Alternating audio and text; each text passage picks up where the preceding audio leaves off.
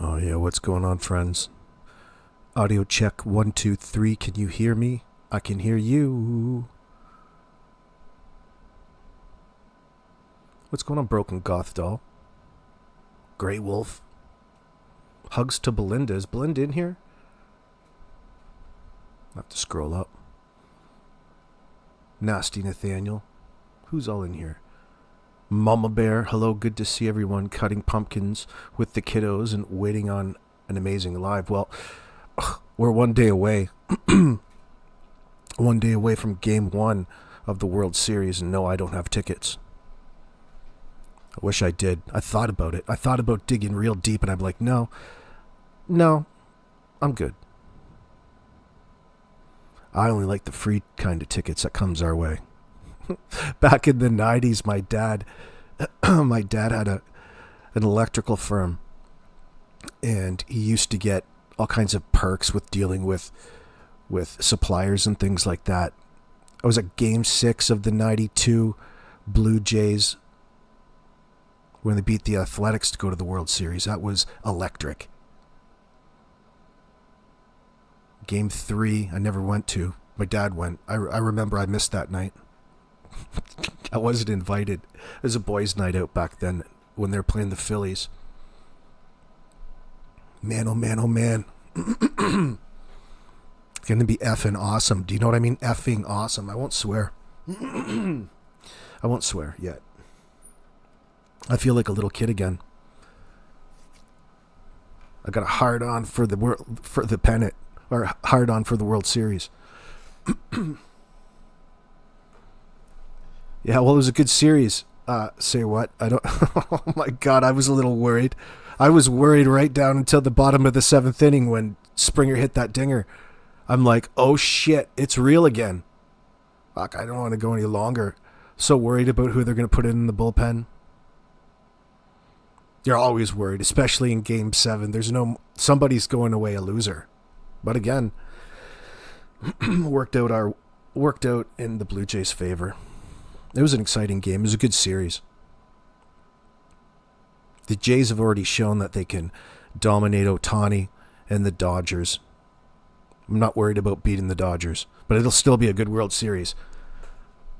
I'm not going to get too ahead of myself, too ahead of my positivity yet. I don't even watch it live, by the way. I just watch the MLB.com uploads on YouTube that come my way, and they come up as it happens. So, I mean, there's so many fantastic watch parties. I found that I watched like these two tools from Toronto do a watch party. It's actually pretty popular. It is now that they went to the World Series. But the beginning of the year, like, they were lucky to get 90 people in there in a game. These two kids they're pumping 5,000 people in there this past Game 7. I was just thinking, wow, boys, you really are working your way up. They just do updates. Blue Jays Today. That's what they're called. Sometimes I share them out when I'm excited and the Jays score. Actually, I kind of like it. These two nerds calling the game. It's just as funny watching them react to the live game as it is anybody. I started to appreciate it in a different manner. What's going on? What's going on, Berkey? Yeah. Well, par for the course. Been a lifelong M's fan. Agree. Great series. Best of luck. I hate the Dodgers. Well, man, that kind of sucks.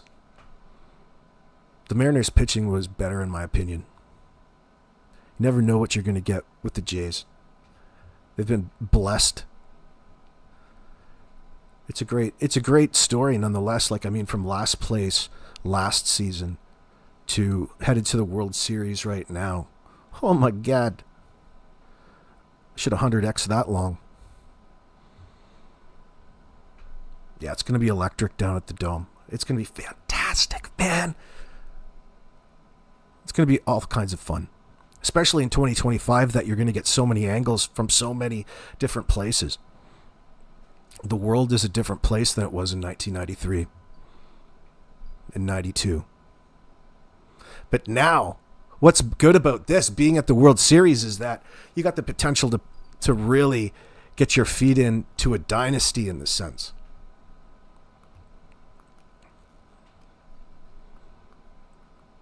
It still pisses me off that I'm in the same division as the Yankees and Red Sox. They never make it easy for anybody.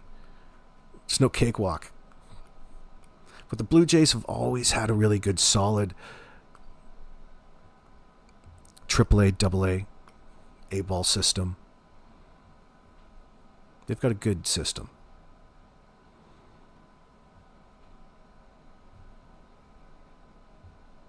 I was pissed off when they traded Carlos Delgado. Anyway, we should talk about more important things, just as important things. You know, it's hard not to get all wound up. It's hard not to get all wound up. Hey, everybody.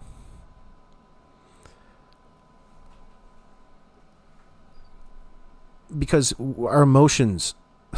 our emotions are being toyed with through the media. The last thing the RCMP want to do, a government agency, is open themselves up to litigation for making somebody look guilty or innocent. Works either way. By making a person involved potentially in a situation like we have here with Jack and Lily more culpable than they really are. Then they are really helping them with their defense in all of this, potentially down the line. It's more important, especially when you're making public statements, even in a circumstance like this, to maintain whatever status quo has got you up to that point. I don't think anything of the headlines. They want to further up a write-up to make it look and to reinforce into the public that they're not saying that something means something. Like the witness accounts mean that Daniel was in fact in a car that night doing all sorts of things, even though we're 2 steps ahead of everybody. You still can't come out and say that because you have nothing really to verify that. It's just what it is. It is what it is. But of course, when you have your emotions attached to the case, any sort of bit of information hits home. Sometimes it'll confirm, I guess, your own biases, confirmation bias. But we all know what that is at this point in time. How to stay even keel. Or hopefully we do. It's tough. I don't know what to say with the RCMP other than I can only compare it to the Orson West case. You're so generous, by the way, Joyous. Maybe my brain is getting fuzzy. Do you... Well, sort of. Earl Martell lives? Thank you. Yeah, we'll go over that. I think I've got a better idea where he lives. And no, actually, I might have remarked it on my Google Maps. I think we have a more accurate depiction as to where he lives in all of this. And it's down the road past, closer to the pipeline, the other side of the pipeline. We'll go and take a look at it in Google Earth in a bit if you want. Thank you very much, by the way, Joyous.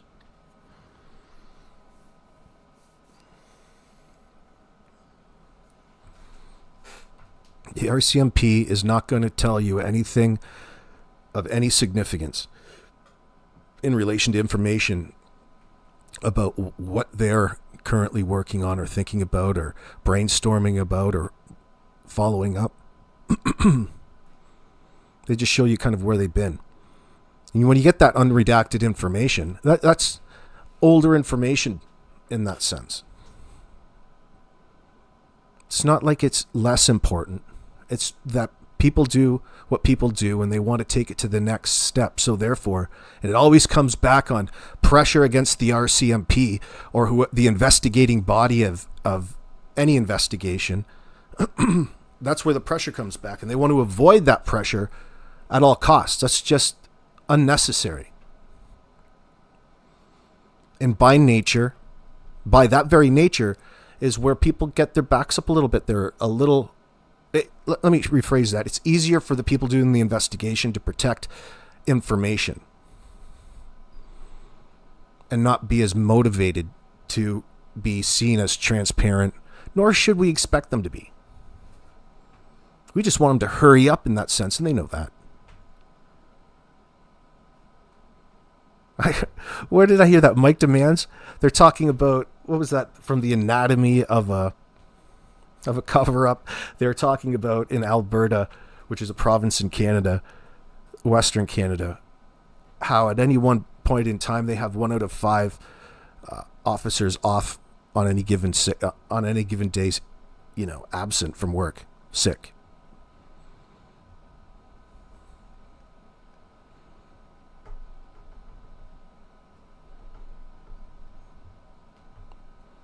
Now you could probably compare how different some detachments are from province to province, but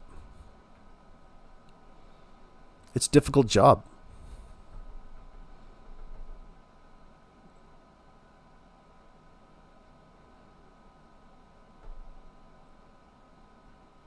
It used to be a difficult, more elitist type of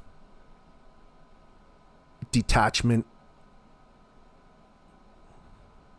But I think that that's long far in the past. I don't know if they've got the same rigorous training in order to meet certain fitness qualifications to get in and all of that. I think they probably changed. But it's always about pushing whatever agenda in that sense from their perspective, I've found. And that's the part of the duty. That's part of what it is that you have to do. Toe the line. Follow the rules. There's even more rules to follow when you're enforcement. Sometimes. Depends who you are. And there's always a certain faction who are corrupt, bad cops, things like that ruin it for the rest of them, in my opinion. But it's always like that. I don't know what the RCMP, how they're going about this investigation. You can only kind of gauge by other scenarios.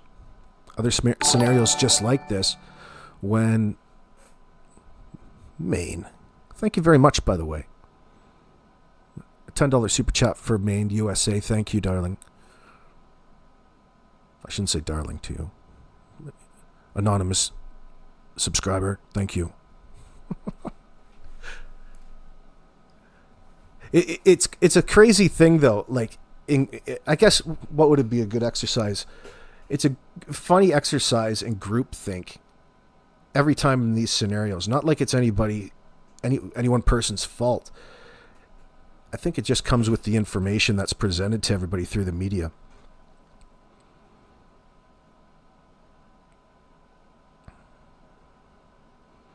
The RCMP want you to know that you're wrong. No, it's not. Doesn't mean anything. The RCMP really just said that there's no vehicle or no video evidence to corroborate any of the story. So it goes into the pile of circumstantial.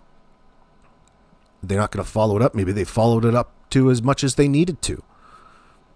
But we don't have access to that information. I'm sure that they've asked questions around it. However, I'm not even going to be sarcastic there. You have to trust them to do their job in that sense.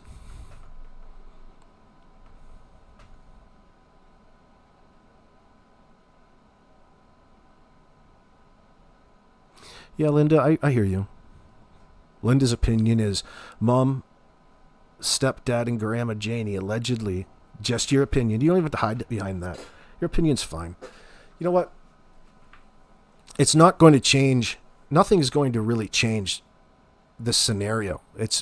They look just as suspicious in the circumstance, and they don't act a bit like they're remorseful or sorry that this has really occurred.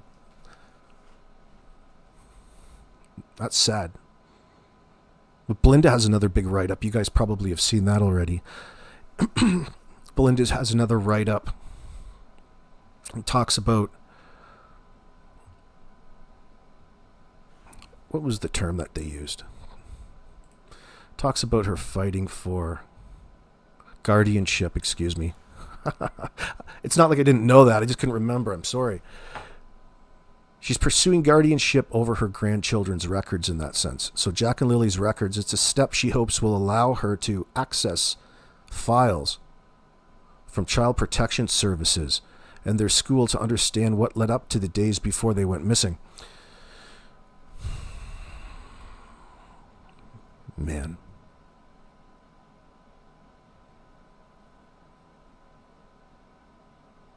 I wish Belinda well. It's important. It's just a little bit of time involved. It's probably going to take a year for that, I would imagine. Not that it's just, I think, the way things happen. But I did appreciate the fact that it said that she was looking for somebody to blame. I thought that was kind of interesting, the way it was phrased in here. I want to see what CPS had, the school had, she said. I want to know who's to blame here. That's her cowboy moment. But good on her. That's what you need to do to put pressure on when you have the opportunity. And she did it for Jack and Lily in that sense. That's what it looks like. I just still like to read that. It's still nice to know that, somebody is trustworthy enough in this circumstance, human enough. It's a little bit of light amongst so much darkness. Amanda Graham, good to see you. Something's got to happen soon. It's pretty hideous, and Lily and Jack's remains gone.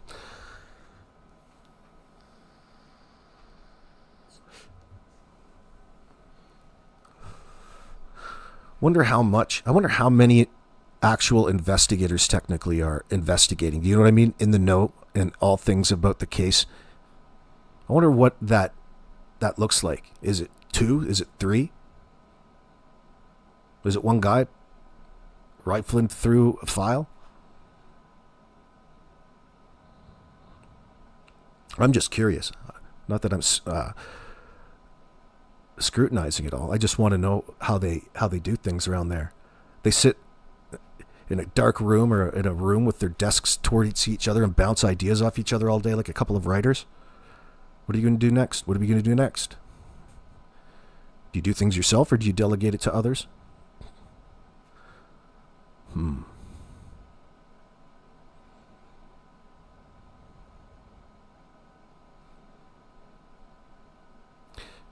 Passive.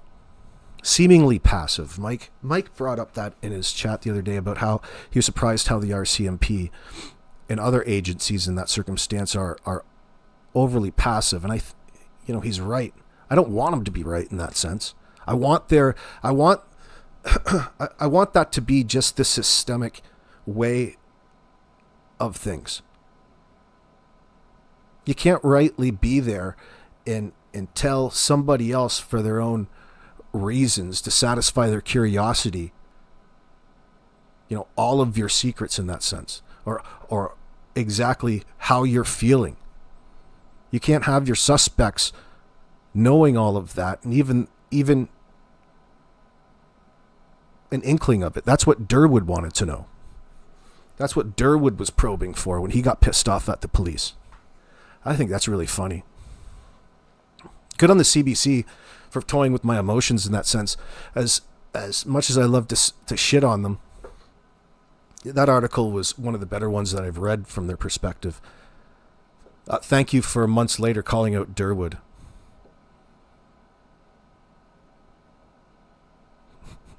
Why is he acting so funny? I wonder if they asked each other that, those cops that he was being aggressive towards.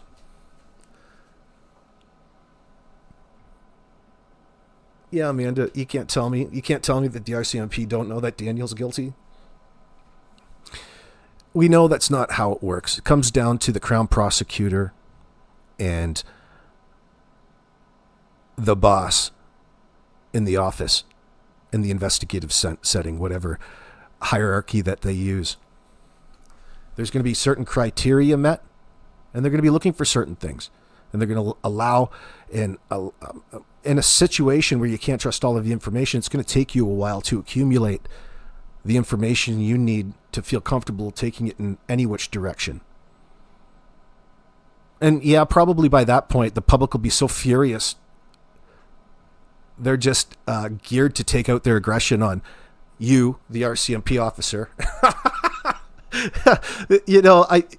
People love to hate on the cops in that regards. It's why it's over politicized and used for whatever political means that they need in the moment. They'll figure out a way to blame it on a conservative or a liberal or Stephen Harper way back in like 2005, and they'll try to attach something.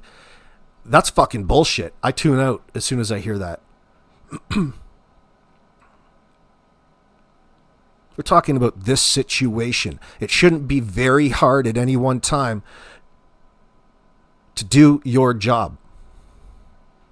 If you're a homicide detective, you need to be wired to be suspicious as possible. But listen, this is just from an outsider's standpoint. I shouldn't actually tell you that. I trust that there's good people in those roles, but when you're working for a big faceless government corporate entity like that, things are a little different. It's not like you have a lot of power on your own. You've got to do what you're told to do. And it's somebody else's decision in that sense. It's compartmentalized a lot more than one would think.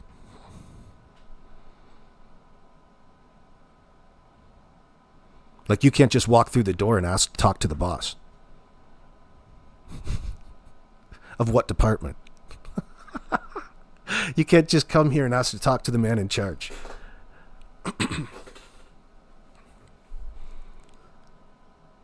Mike's hating on Ninchi made me question his authenticity. He's just upset. Mike's a human being too.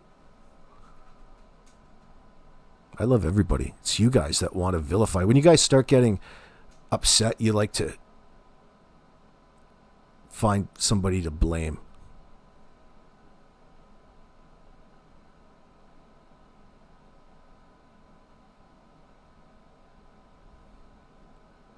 Oh, it's not hating on her.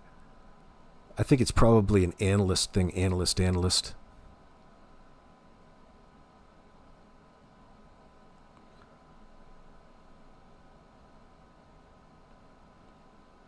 Amanda Graham, for sure, no need of dissing other creators. I didn't hear him. I didn't hear all of that, actually. Listen. You don't have to like everybody. In fact, I've ever told you about Cher. Does anybody else know who Cher is in here? The Voices Behind the Wall?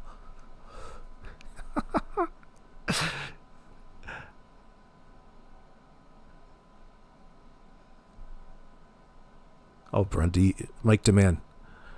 You don't know who Mike is? Yeah, maybe you don't. You're not watching it close enough. Oh, yeah, you do. Okay. That's who we're talking about.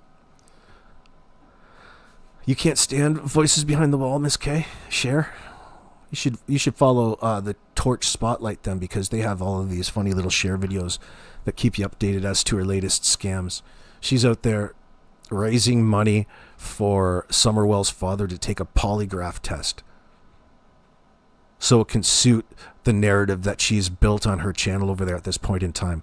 She is riding that saddle still.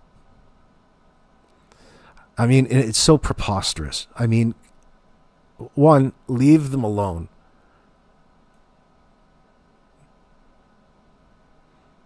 You know, day by day, live stream by live stream, they can build up a justification and reasons to have people think a certain way. Oh, it's a roller coaster over there.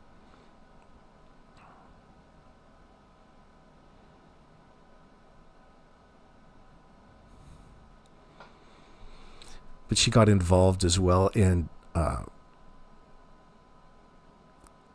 Quentin Simon's case.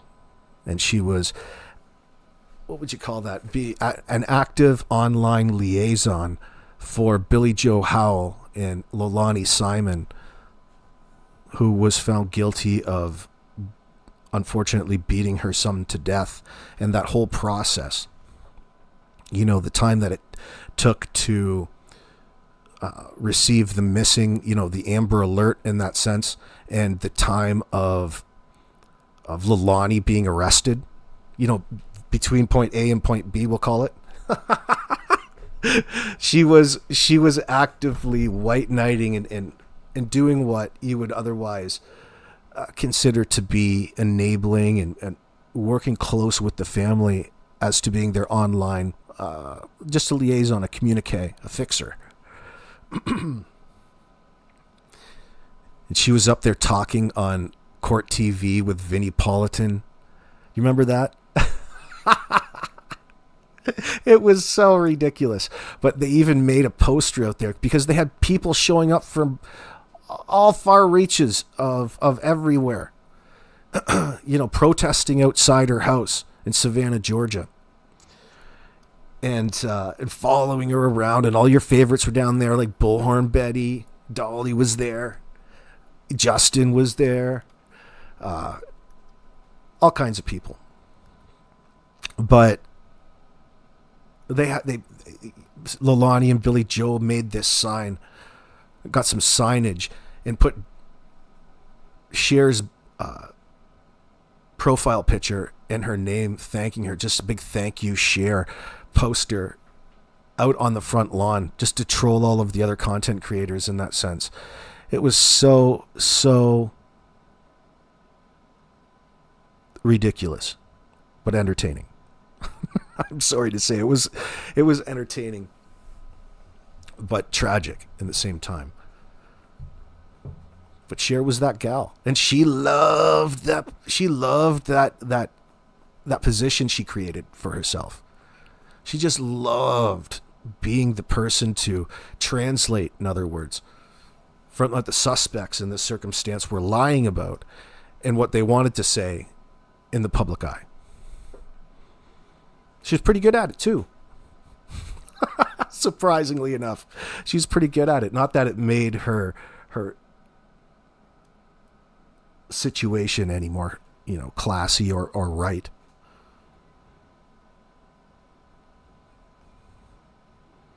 Less infuriating. You missed all of that, but you followed the case, is what you're saying, Dreamcatcher? Really? It was something else. It was something else. And that was emotionally trying. It was turmoil in your mind because it's just driving you up the wall. Of course she's innocent in that sense. And that's really what it had everything to do with. And she was toying with people's minds and emotions. Do you remember, Amy? She doesn't like being reminded about that, I guess. Not that you need to go troll her about it. It's not about that. Cher puts herself in certain situations. It's almost like an emotional contortionist. She puts herself in such tight spaces and weird positions that you would never normally... Hold on, I lost all my screens. Excuse me. There we go.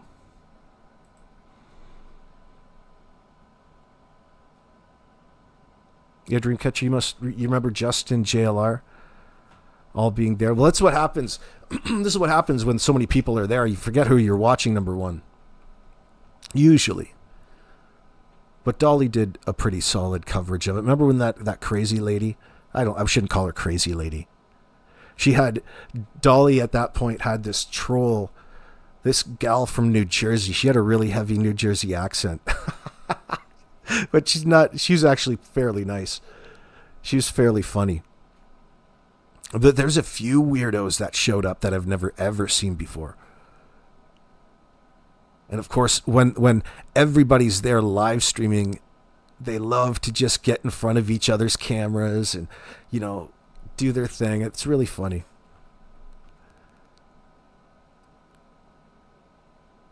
What's up there, Chelsea Gray?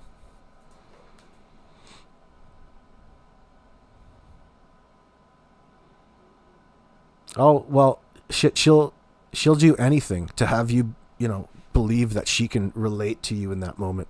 It's never really about that. It's just there's a need to get the heat off, right? At that point, from the perspective of somebody who's probably guilty.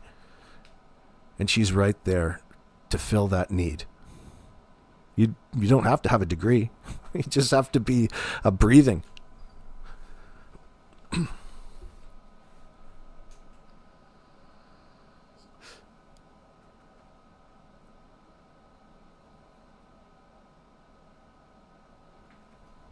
Kim McCann. Yeah.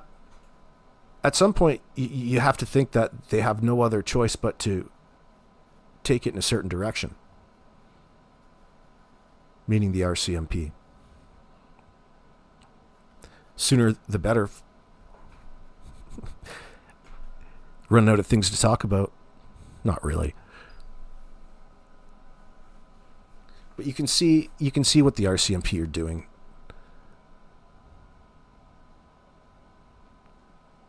Not that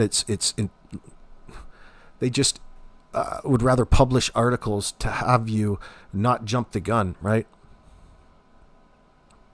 Obviously, they're still walking around and he's not in cuffs, so there's no smoking gun to make it so obvious to police that there's really no need to go any further. And that's what we're always looking for. Well, when you're trying to cover up a crime, usually you obscure those smoking guns and obfuscate.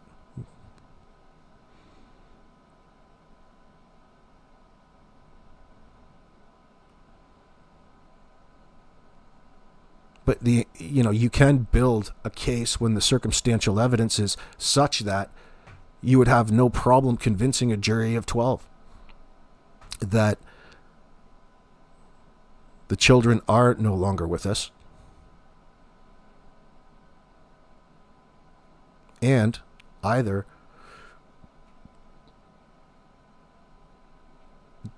Daniel, Janie, or Malaya are lying, have lied to police along the way. And that could only bring the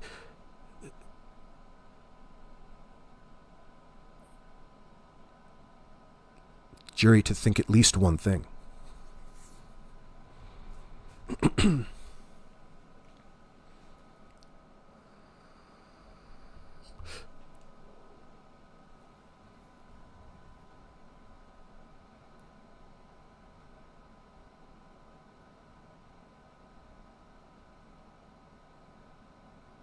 What are you talking about, Miss K?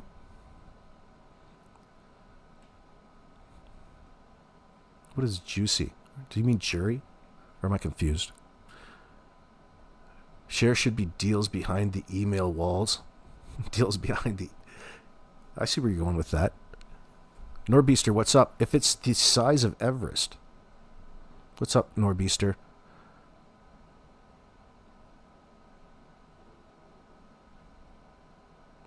Well, that's what it's all about, Joyce. You know what I mean? Especially for somebody trying to gain information and gather evidence. Because it can all be used against them in the court of law, especially considering that the suspect is guilty and you're just trying to accumulate evidence on that person, which isn't an abnormal situation or scenario for the police to be in.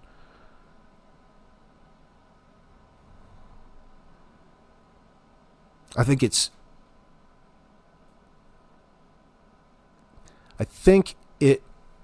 I don't want to say that.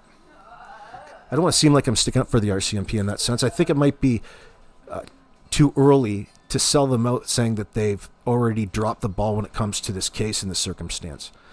How can you say that when we are saying that they've been presented with really a falsified scenario, a stage scene, which should otherwise be a no-brainer to an investigator from that perspective. The RCMP recognize the fact that they don't want to answer questions in that sense. They have every reason to have their suspicions. Doesn't mean they need to act like they're not Daniel's number one haters. But they have to accumulate a case somehow, and they've got to get the information, and it's not going to be instantaneous. But these redactions are just handy because they work against the fabricated narrative the suspects have brought forth in the public eye thus far.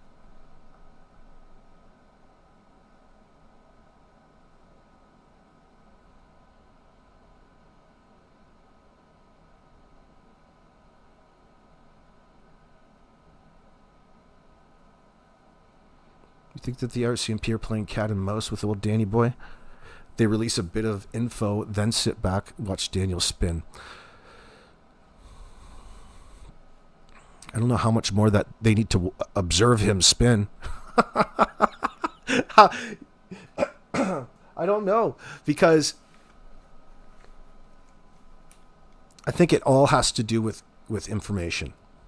The more that he's willing to talk about anything from the size of his own feet to what he had for dinner to what color he likes.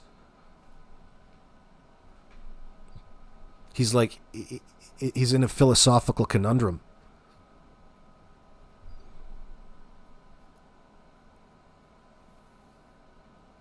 I don't know what they're thinking. I don't know how they're playing this. Part of me doesn't want to know.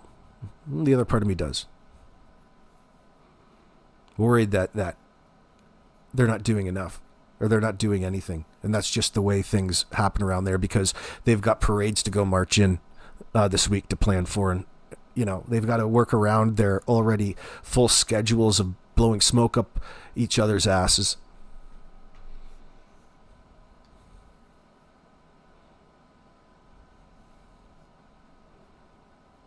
Did that sound bad? Maybe. I don't know what the hell it is that they do in there all day. Of course we don't.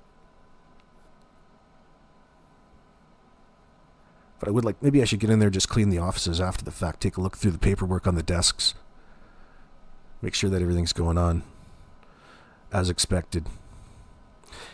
Yeah, Rome wasn't built in a day. It's never fast enough, especially. It's never good enough for people. You're never going to be good enough. It's a situation that should never have happened to begin with.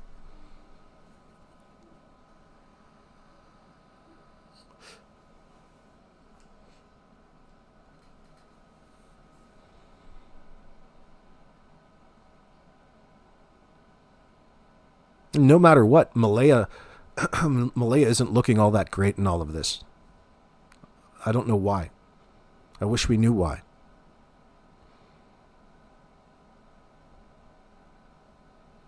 We have those statements in front of the camera, which would otherwise point to a fabricated story. A story that didn't make sense as it was coming out, and it doesn't make sense upon further scrutiny. And she's quieted up. Do you think the cops are just going to allow that? They're just going to say, "Oh, okay. Well, I hope things work out. Give me a call if you hear anything." I don't think so. It fucking well better not. No, I don't think it would. Of course not. At some point along the road, there's going to be a need to have some answers. There's going to be enough questions accumulate where they're going to need to ask further questions.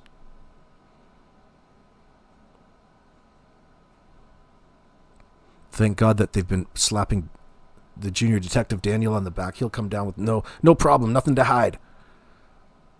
I'm not even a flight risk, everybody. Look at me. I'm coming to an in-studio interview. They've got every opportunity to observe him. It's not like you need to observe him for the rest of his life and then come to a determination. Yeah, he's being deceptive. We're pretty sure that he's being deceptive about what. Now it becomes a different game of how they're going to get this information out of him. It's the easiest just to ask him.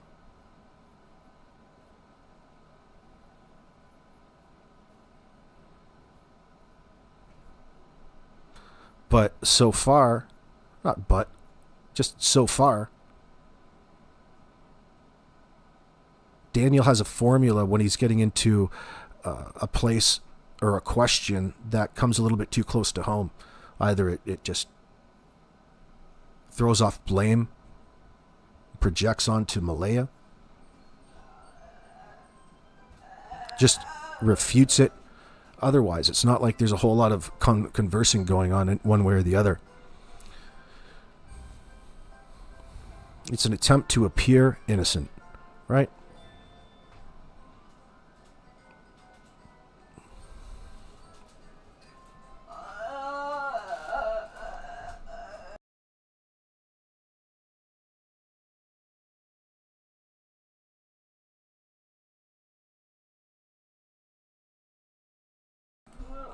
And you're right. Where did I see that, Brian? Did you just take your comment down, Brian? No, you didn't. Oh, yeah. What? Hold on. Maybe I was way behind. Maybe I was way behind, Brian. Sorry, I was...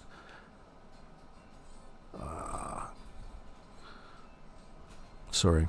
I was looking for that comment. Just a sec.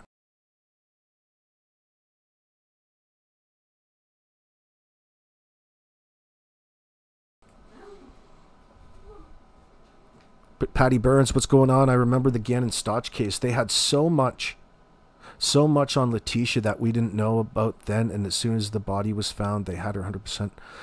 Right. These things can play out in a multitude of different ways. Not 3, not 4, probably an infinite amount of ways, right? As many as you can think of. Every situation is different. What the fuck's that? That's my daughter. Silver Gold. Yelling in the background.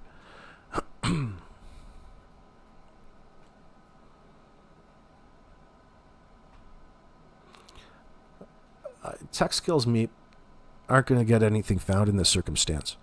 From a public standpoint, the best thing to do is go out there and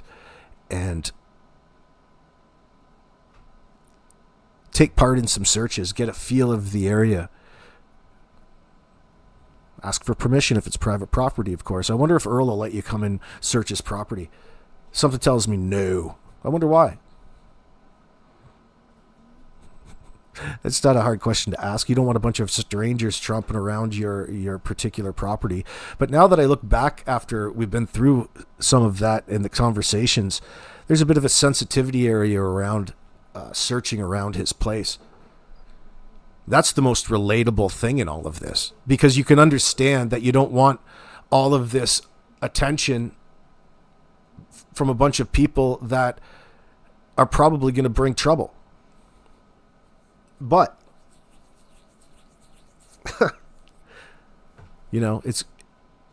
there's so many other reasons to be suspicious of them. It's hard not to consider it a sensitivity anyway. Now, I believe the neighbors. Like, I'm pretty sure I understand what they're trying to portray. We still don't have... We have all of these questions around what the neighbors saw. Well, the RCMP did too, and they'll probably have answers to all of that. It's only really... you can consider some of the possibilities and figure out a little bit more, or hopefully that they're a lot more talkative. I don't expect them to be. I would expect them to just want to get on with their lives. I don't like that being violated. But there's people out there who become motivated, who become activated in that sense, to come out and speak.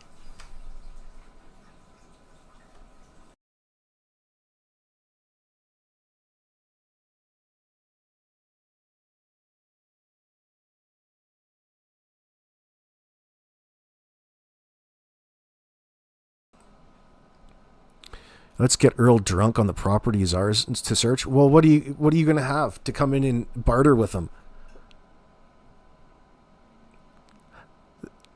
What was that? Was that in the paper or the articles from the corporate media that were talking about the things that they were bribing them with? And they made reference to it. Janie referenced it as well. That was funny. My God. She's not just one that can be bribed with dog treats. Well, it's bizarre because you should, in that circumstance, it's such a weird picture because it's so difficult to relate to. It's funny. It's almost like it's unexpected. That's what makes it funny. Janie's behavior, come to think about it, most of Janie's behavior is unexpected in this scenario. There's nothing about Janie that was expected, including her living in this RV in the backyard. And she had Daniel come work on a fence to make her feel just that much more at home. How about you spend more time getting the fuck up on a Janie's trailer and she can move back into the master suite? You know what I'm saying?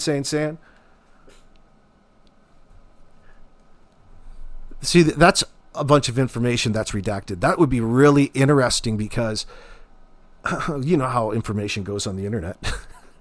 Not that it's going to be twisted, but they have all of the information as to how they went from Patty's, their relationship issues that they were willing to talk about at the time, and they were there because they're talking about them, redacting them. Not that any of it's going to be any smoking gun.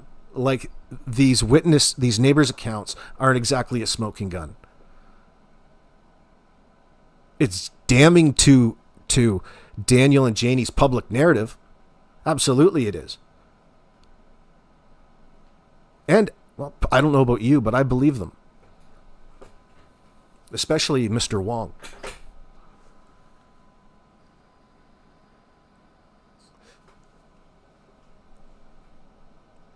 And I believe Mr. Wong. Yeah, I am biased in that circumstance. I know that there's no smoking gun, but you have to take into consideration if he's talking about a very long time span, and him hearing the vehicle within earshot the entire time is mind-blowing to me. I can't not think about that. If 250 meters away... Oh, I sound like Janie.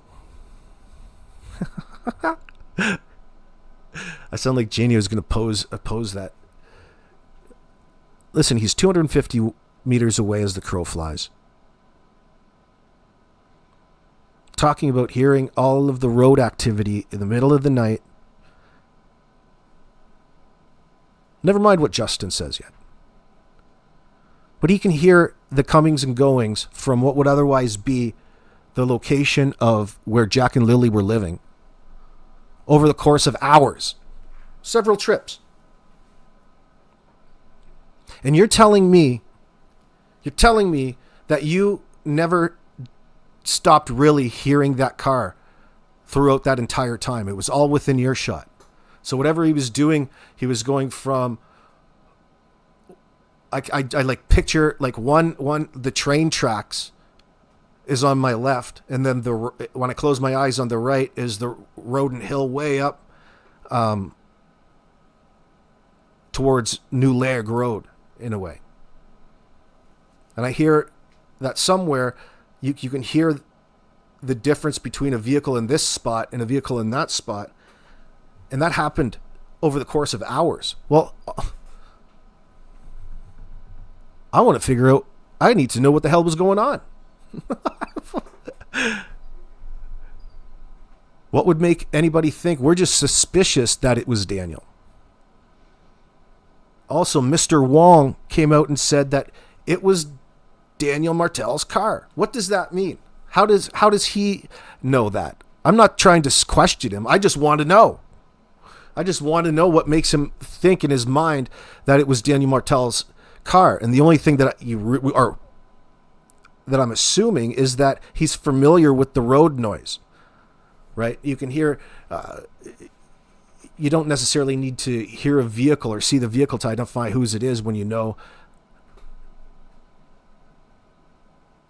if you know whose it is, or if you've seen it before, heard it before. Anita Bonita, Daniel throwing shade at neighbors so fast gave it away. They're telling the truth, in your opinion. Yeah, he definitely has a need just to sheerly dismiss it instead of if you're in such a mystery and you were victimized and this was a legitimate missing children's case and you don't know what's happened, you think you would treat this information a lot differently than completely dismissing it as though it's just total nonsense. He has to, because it implemented, if he was going to take it into consideration, he was admitting to it most likely being his car because Mr. Wong mentioned Daniel Martel's car when he made the report. So it's kind of a shitty spot to be in if you're trying to get away with a crime. It didn't leave him much room for accepting the possibility, or from Daniel's perspective, deviating away from their own narrative that they've developed.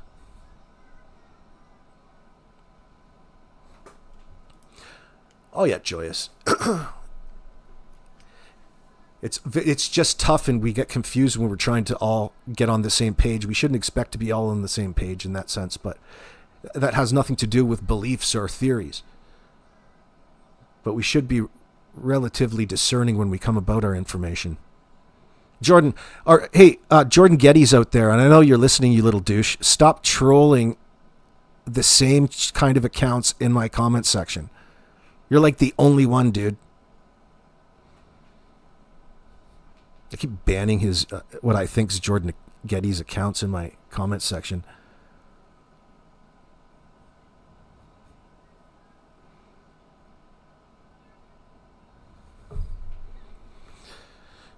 Chelsea Gray's commenting, Daniel mentioning the neighbor so early on makes me wonder how much he actually knows through the RCMP to be ahead of it. This must have been known to be ahead of it. He must have known the statements were made. Yep. Yeah, we don't know how he knows that.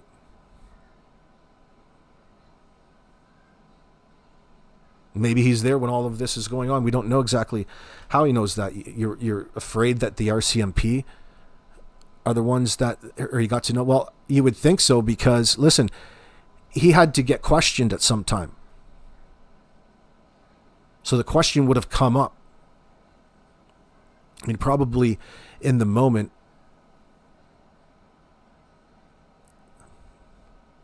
The question, even on the polygraph exam, or the questioning around it.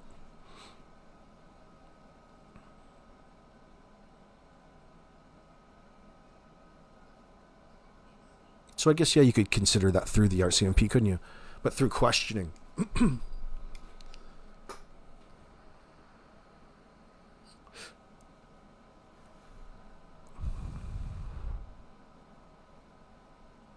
But Daniel knew him enough to know that he had a past and used that against them up on the CBC interview in that sense. I mean, good try, but we never could quite figure out what that meant. Now we know a lot better. It was in reference to some of the redacted statements.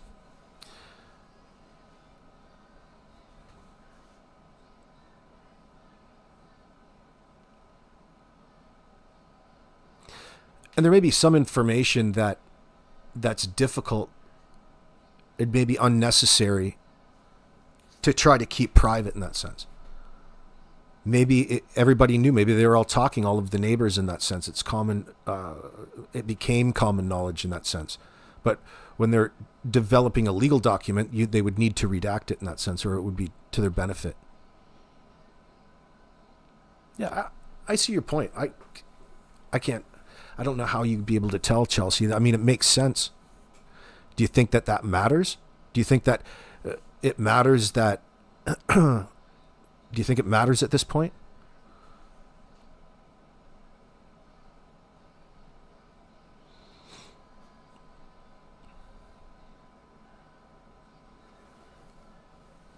I don't think she met it through updates. Not updates, but like that would have been something early on that they would have questioned him over. People are identifying that there was activity the night before. He's just dismissed it completely, entirely. That's a tough one, right? it's better to say that you don't know, I guess. I don't want to start coaching Daniel in that sense. But he wouldn't have not necessarily known the neighbors' names.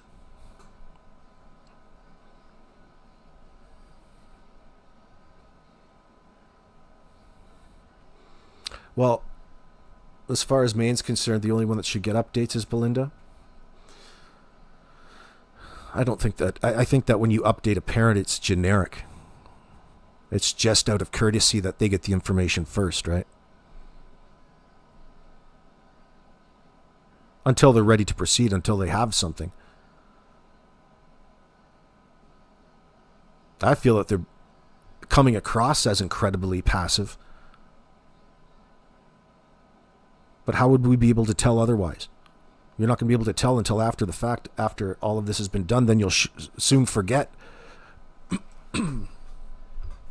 Wasn't it on dispatch in the early days that one neighbor was willing to talk to the RCMP? Yeah, some of the information was talked about on the dispatch. You're right, Blesmick.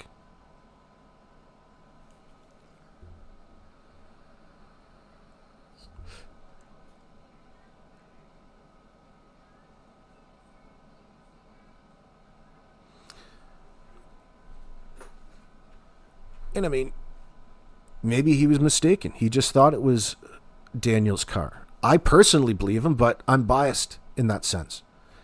Really, he's just talking about hearing vehicle activity come from that, he thought was from that area that particular night. That's not exactly implementing or implicating them in any sort of wrongdoing, especially when you don't know what's going on. You're trying to come up with information because there's 2 children missing. The neighbors spoke out about seeing traffic in the area. They're not talking about that being Daniel or not. He said he was sure that it was Daniel Martel's vehicle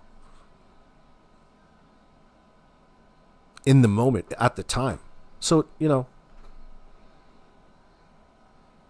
if Daniel's guilty, he can separate himself from it. It's not exactly something that's going to convict him.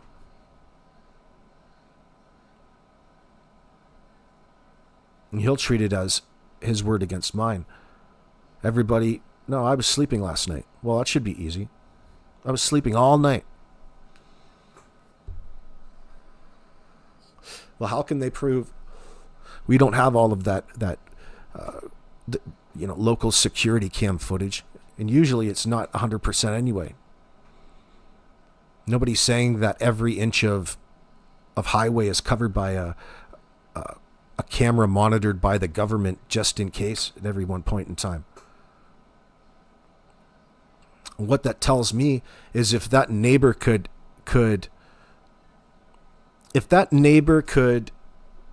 reel down some exact times, it might make it easier for them to go and collect what Daniel refers to as classified technology, but all of the balloon sat images that take pictures, so long as it's not all that cloudy. But you would think that of all of those trips, you might be able to capture something and somebody out in a vehicle type at a certain place. The thing is with the investigation, it's a service that they have utilized and they tried to utilize, but that was based off of, well, we don't know what information that was based off of. Maybe it was based off of the neighbor's information. They're having troubles that they said in the paperwork, and it came back. A lot of it was a lot of the times they weren't able because of their cloud cover at the time.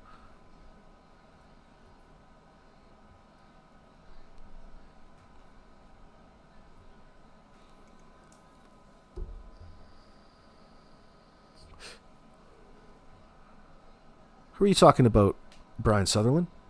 I wonder if he's living out of his car like Durwood. Durwood's living out of his car? That dude is a fucking wacko. Derp. Could you imagine? You can never come back on that. The shit that you spewed to begin with, Mr. Important. Remember, he was getting up and telling everybody that all of a sudden he has all of this information pertinent to a missing child's case, and he's withholding it specifically from the RCMP because he doesn't like their attitudes.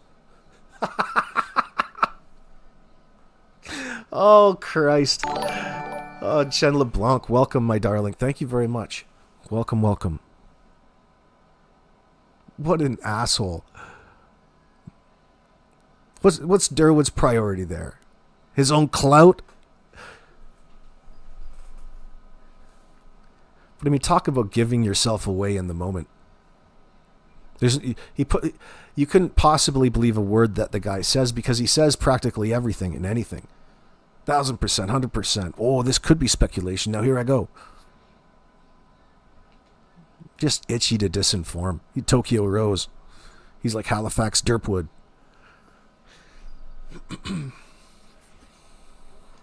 He was looking to get lucky. There is something funny going on there. Well, there's a Gettys that they own property right around there. I'm not sure if it's Derpwood or his family's. You wouldn't think that he's homeless with all that real estate. Maybe he's a black sheep of the family. I don't know. Pseudologica Fantastica. Grove Cat's talking about the RCMP releasing info always gets the attention from YouTubers. How much is genuine info given and how much is manipulation? No clue, but I'm raising an eyebrow on this unredacted stuff. Yeah, I know what you're saying.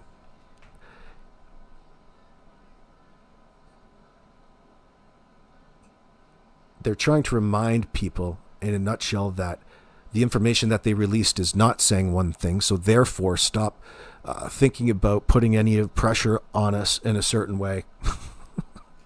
It's unsubstantiated, meaning that no matter what, it's not like they have something to verify the eyewitness accounts.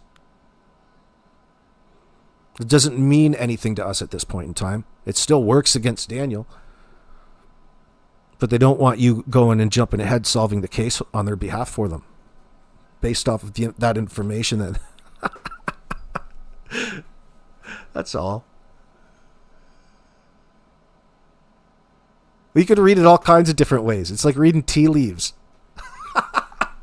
They don't want it. This generic stuff. It puts us in a headspace that I really don't like. But people get used to it.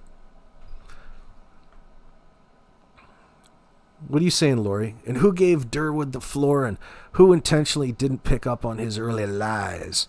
He's trying to get secret info of Malaya's family. And he's on social media telling everyone. Very specific audience. Durwood is just a weirdo. He's a persona rather than an actual person. A persona working on behalf of the suspects and all of this, of course. Like, there is no really other purpose to get up here pretending and claiming all kinds of things. Guys, I know Daniel. He's just a stand-up guy. He's just the coolest of the cool. You take it from a cool guy like Derpwood. Versace.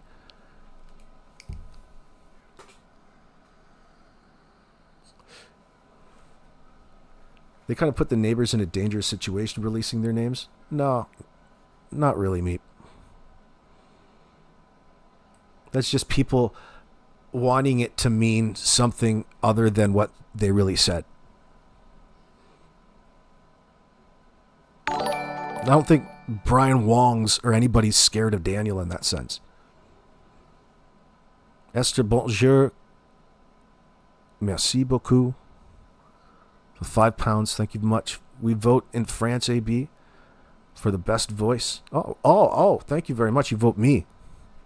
I thought you were going to vote Macron out. Are you guys able to vote him out? Or is he in there for life now? Oh, merci beaucoup, darling. No, I think I know what you're saying. So you're not wrong in that sense, but you have to kind of keep switching your perspectives. First of all, Daniel's too busy trying to get away with what we're suspicious of him getting away with, right? He's got plenty of other things. He needs to dismiss everything as nonsense. He doesn't need that extra load. And he's got to stick to what he stuck with at this point. There's no way he's going to maintain or go back on that. It's too bad. Because in the moment, it would have been a good talking point for him to lie on.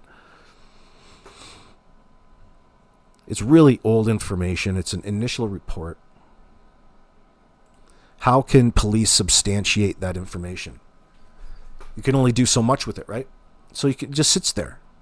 Sits there in the old case that's building against Daniel. It's just another thing to take into consideration. Why doesn't Daniel want to talk about it? Maybe because it is nonsense. We don't really know. We want to think that we know. But from really all accounts at this point, there's no reason to not believe the neighbors. But that doesn't mean throw the guy in court and, give him first-degree murder charges. One thing doesn't mean the other. You can't automatically move on some things, right?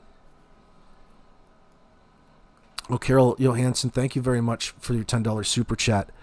Thank you for keeping Jack and Lily in the focus. Oh, I mean, there's a reason to keep them in the focus. What's the reason Daniel keeps talking to everybody? What's the need? Why does Daniel need to be involved in this circumstance to begin with now? Because he's already put himself in it. There's no getting out of it now. Pain in the ass that's got to be. See, what's interesting I think that what's going to be interesting for us over time is this whole split that happened on Saturday. I was really suspicious of it to begin with. And we should be suspicious of it. We need to know more about it.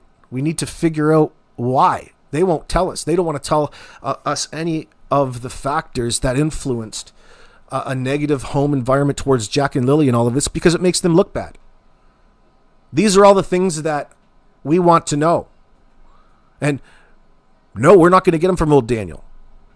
So we may as well speculate away.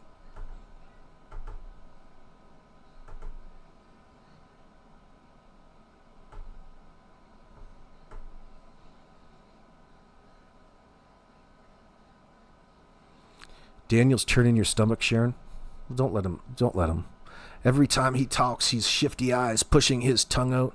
His body stance always convinces me that he's not innocent in this.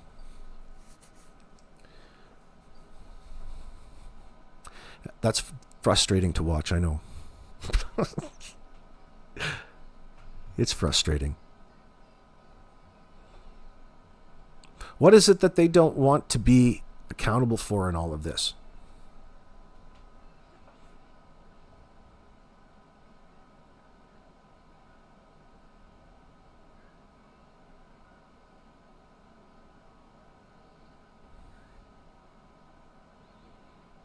That's right.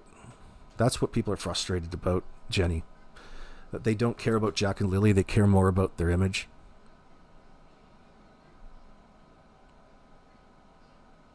Well, sadly, that's human nature in that sense, to a degree.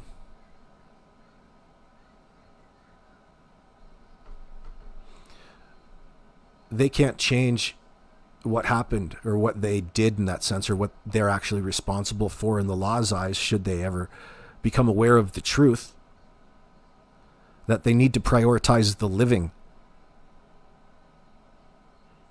because they're in a state of utter chaos. They fucked up. And it's easier for them to take the path of least resistance and stick to that story rather than face the harsh truth of reality.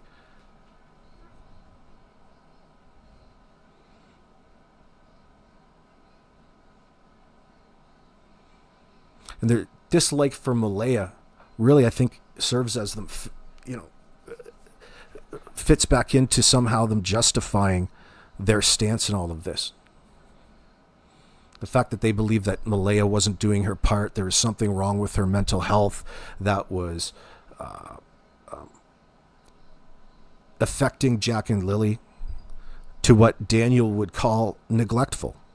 Now, a person like Daniel telling us that Malaya had been neglectful in Jack and Lily's life, is there truth to that, or is he saying that in order to make himself look somehow better in a circumstance in a way that is lacking self-awareness?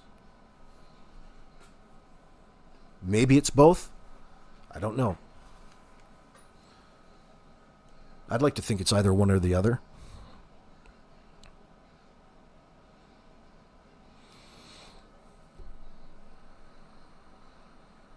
I think Daniel has leaned into the tiny bit of attention and fame. Well,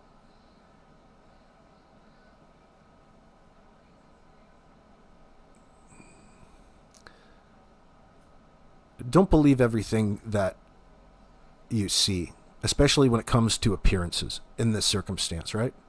We've come to learn that. Daniel's the only one that's holding up this facade, this blow up fucking bouncy castle, the bullshit story. And it needs maintenance. And that's what the CBC have been right there to do, to capture this moment for the world to see, as well as their their own internal behavioral sciences group, we'll call it. Or there's behavioral sciences group, BSG or something else. I forget what they're called now.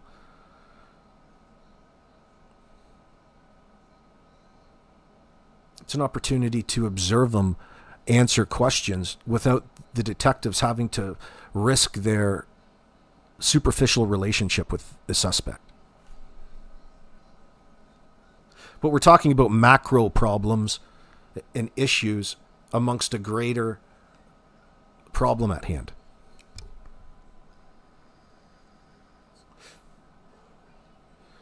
They want to know, they need to know where Jack and Lily are and how they got there.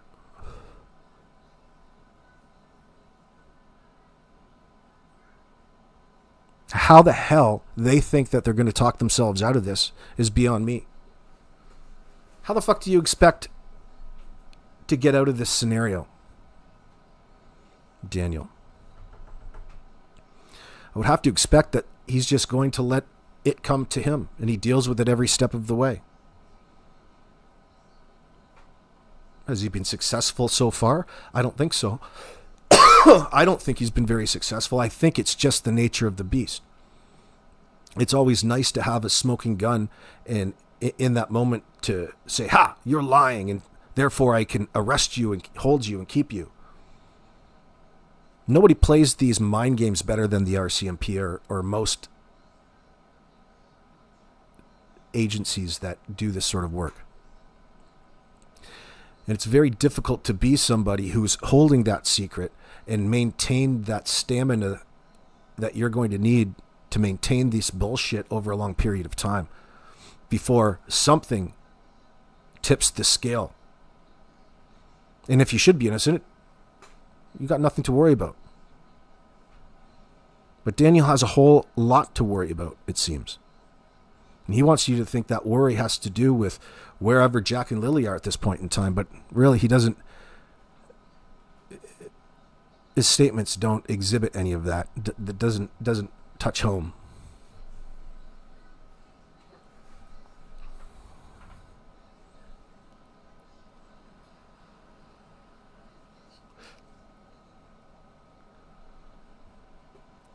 Lori Green, you think Daniel's cute? Is that what you're saying to me? We could probably give you his number. You have him on Facebook? He's dating, I heard. It's already tipping. They're all starting to turn on each other. Who's turning on each other? You mean internally, Jenny Blanc? Jenny LeBlanc? I mean, when you watch that, if you're talking about the narrative, and that's their story about what happened in the moments leading up to the call to 911, See, there's two different ends here. One, what happened to the kids going missing at 8 o'clock like you told dispatch? Why doesn't that ever come up, ever?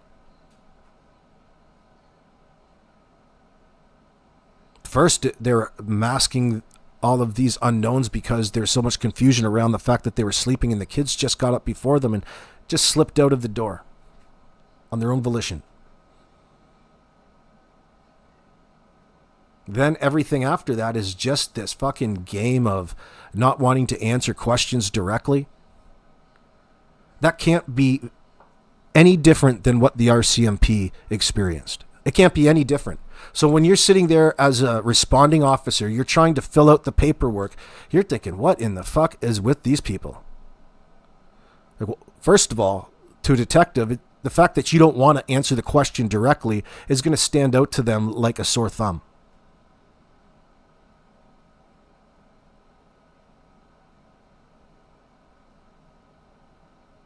But somehow Janie showing us where she stood at any one time is more important than what really actually happened to Jack and Lily.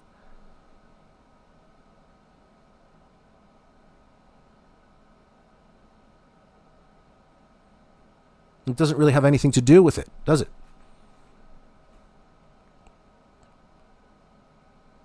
It's all a pantomime and a script so that you can think of a situation to believe that the kids were there at that house.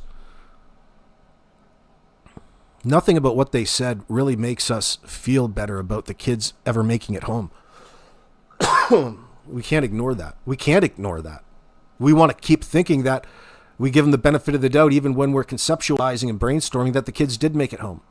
We still don't really know that. We can't even get that information through the redactions of the paperwork that has been released. There's mention of how Cindy would have seen the kids. She calls to see the kids, but nothing stood out to Cindy in the call. Nothing about the kids. She makes no reference, but there is a lot of redactions in it.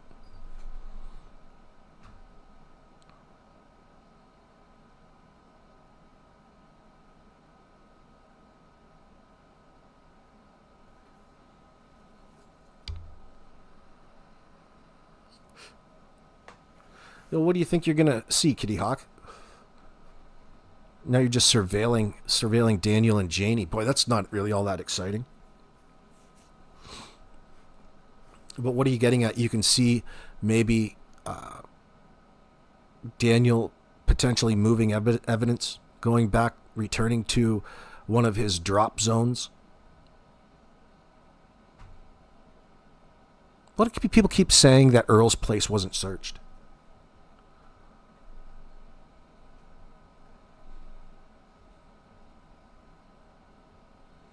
Oh, people wanted to see that. Hold on.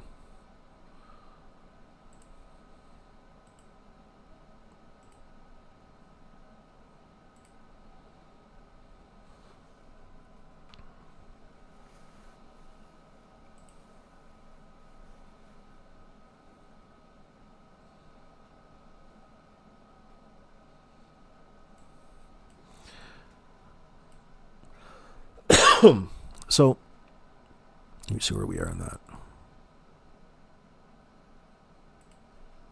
Oh, retard alert! Retard alert!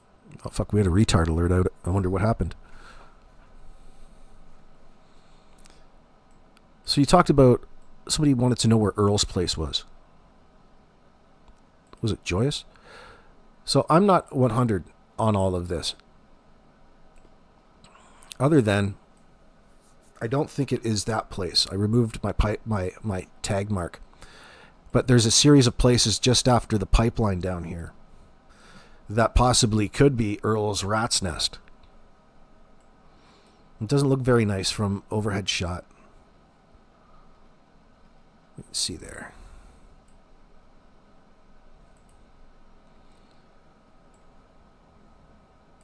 In this place.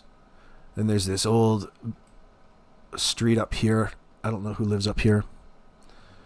But I'm thinking one of these places here, probably Earl's.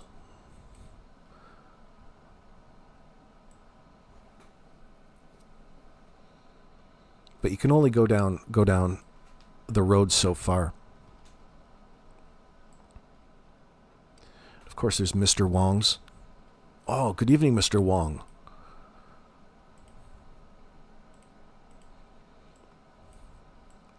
I guess you can get down there so far. Let's see.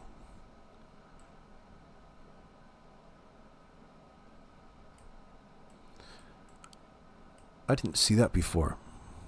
Maybe we'll... Whoop, hold on.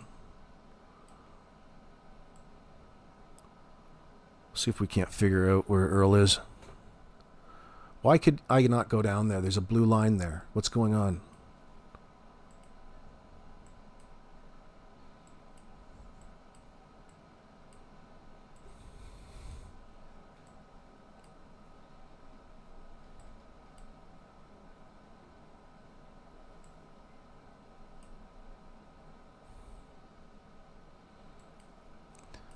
Honey, I'm home.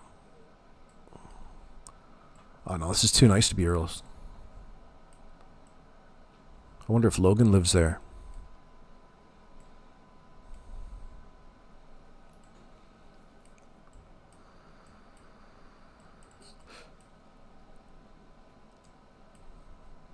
There's 2 different places up there. Proud Canadians. Got a nice Canadian flag on the mailbox. That's a nice spot out there. Who's over here? What's going on? Be a man. 305.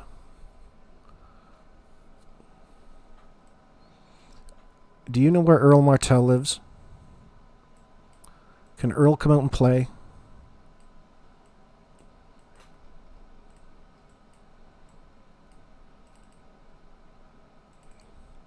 Take a nice little drive down here. Whoop. Oh, this is way too nice to be Earl's.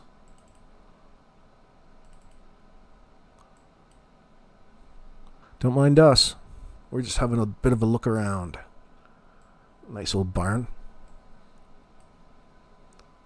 That's a nice place. Apple trees. Oh, what a lovely little place. Silver Road, eh? Who's living up on Silver Road? I don't know. Got a big old propane tank. Oh, that's the deck.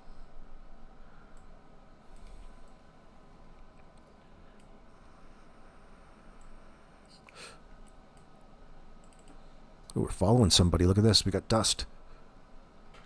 Wonder who we're following.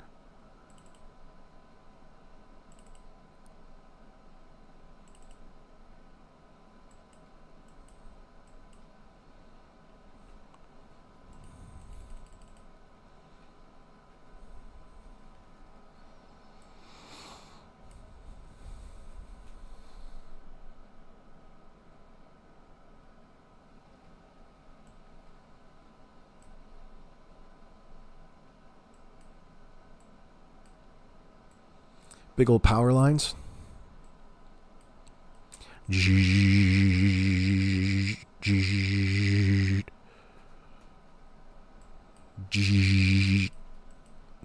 That's my power line sound.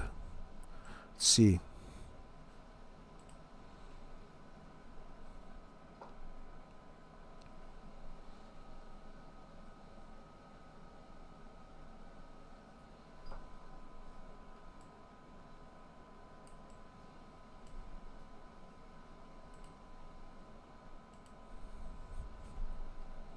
You see what you're saying here.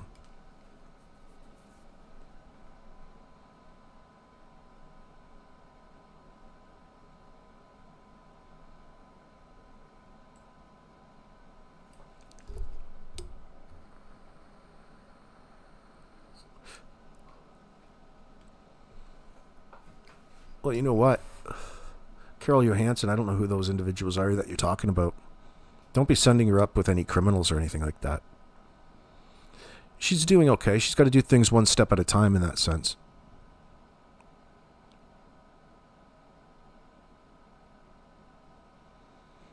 No, I'm not drinking. I don't drink there. What is that I read in my chat, Lori? No, I abstain. I do not drink alcohol. I do have, however, smoke chronic in the stickiest of the icky. 1130 Garnet Summit Road, Westfield. 1130 Miss K. Who are you talking? Is that Earl? Okay. 1130 Gordon Summit Road.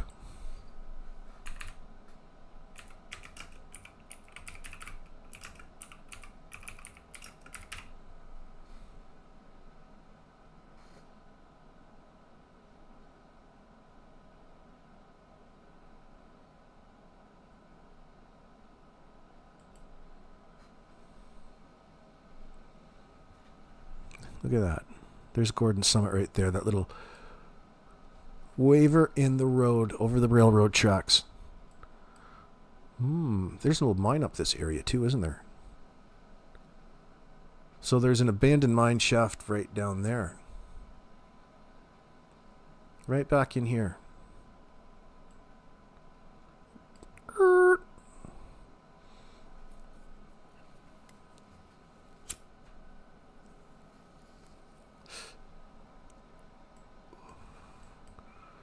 So Gordon Summit Road probably changes right here, wouldn't it? Who goes there? You're just there. Whoops. Drops something.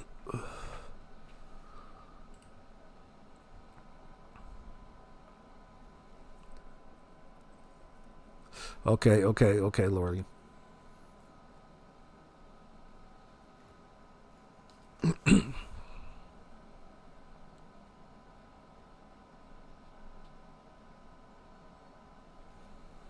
Oh, that you're making a big jump there. Let me see what you're saying here. Let me turn this light off so I can read. Darlene, you're saying Meep. Pretty close, I believe. He probably knows something about that body that was found. That family seems to have a scary reputation around there. I don't know about that. I don't know about that, Darlene.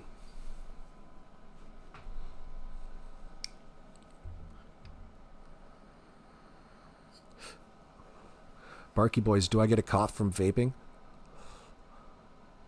No. Why do you ask? Was I coughing? I'm just getting over a cold. I didn't even notice. I do cough the odd time when I'm listening to gangster rap and smoking some of the stickiest of the icky. That one abandoned mine shaft, but most people are referring to the cluster of mine shafts northeast of Daniel. Yep. Oh, you mean up on New Larg? Yeah, no, I know. But there's another one over there, by the way. Not that I'm saying anything other than its existence. It's there. And there's another one down the road a little bit to the north. I had to transpose them, I remember. For what it's worth. You think that Tint was looking for money? Some of that $150,000 reward? Well, could be. It's hot on the tail like this is a cowboy western. It's just a content creator. Doing content creator type things.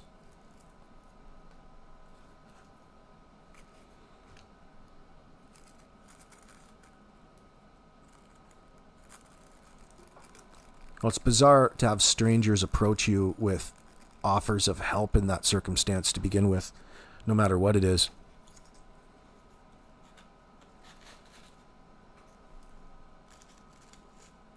Like, first of all, what is it exactly you're going to help with?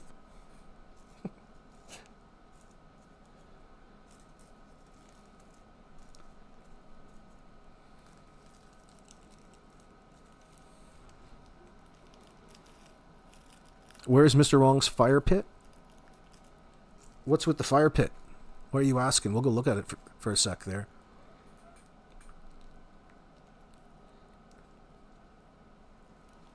Why, what's with the fire pit there? Lorley.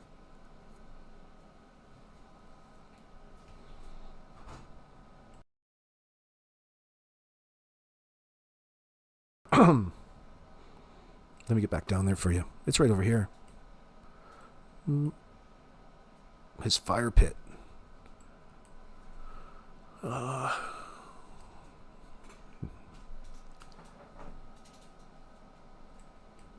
Somewhere out back.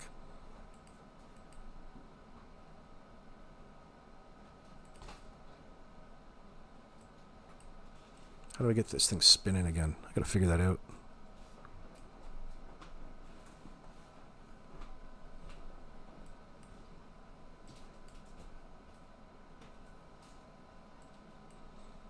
What's all this shit? What is this mess back here? Little trail? Where does a trail go to, I wonder?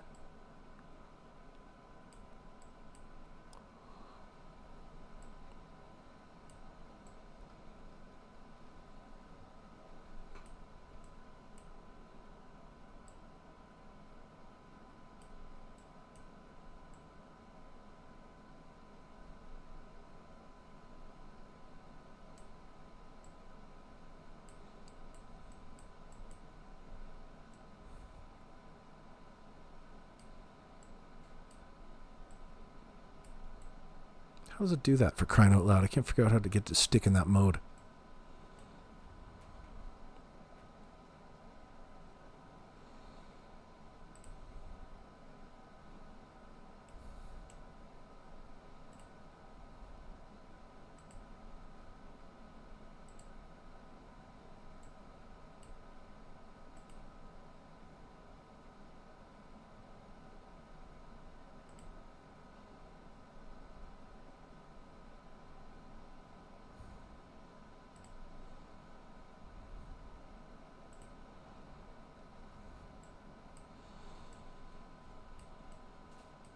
It's 400 meters.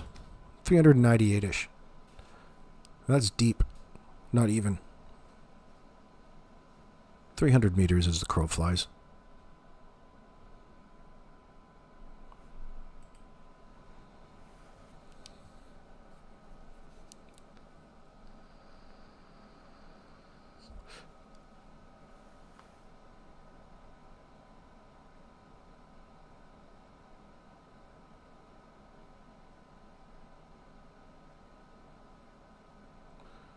I don't know what you're referring to, Barky Boys. This Nova Scotia is strongly multicultural. Not compared to some places. Not exactly. But it'll have its share. It'll be proportional to its population. What is it you're saying? Are you looking for somebody, some other ethnicity of coming in? Some illegal?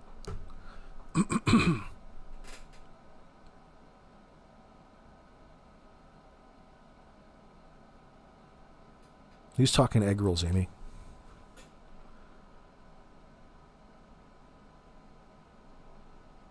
No, Adele. Just clearings. Old mine tailings. No. No, not there.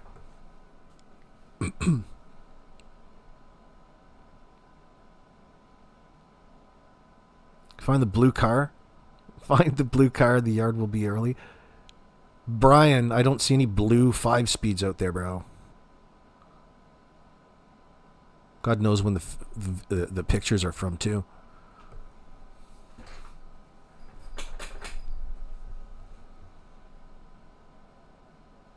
What's up, Charmaine? Fishing spot, Linda? You have to ask Danny where his fishing spots are.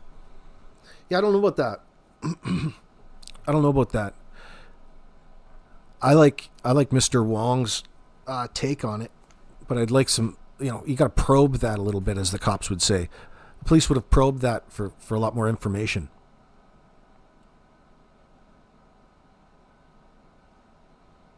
I wish we knew. The fact that he heard the car in car shot would suggest, was he talking about all the trips? Now, are you talking about him hearing vehicular activity between Daniel's house specifically and somewhere down on Lansdowne Road. Oh, 444, thank you for coming in.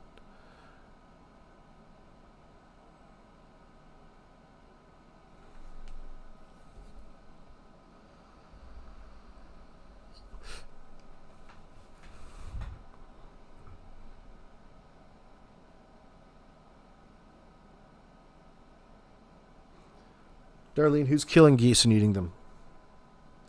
Yeah, I think I know what you're talking about. Southeast Asian immigrants. Fucking joke's on them. You didn't have to come to Canada to eat those geese, but I think that they were eating them out of a protective... Weren't they eating the swans? I think they were swans. Trumpeter swans. In Brampton. Fuck. You want to come and eat all the Canadian geese you want, go right ahead. Maybe you can make them taste good too while you're at it. Greasy frickin' things. You have to be some hungry to eat that goose. It's a shit goose.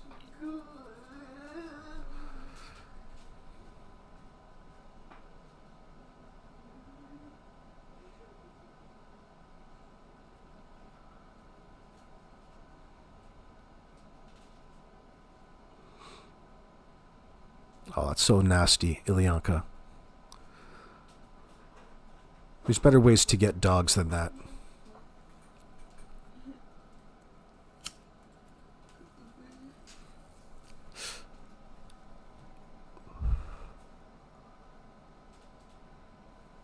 You guys.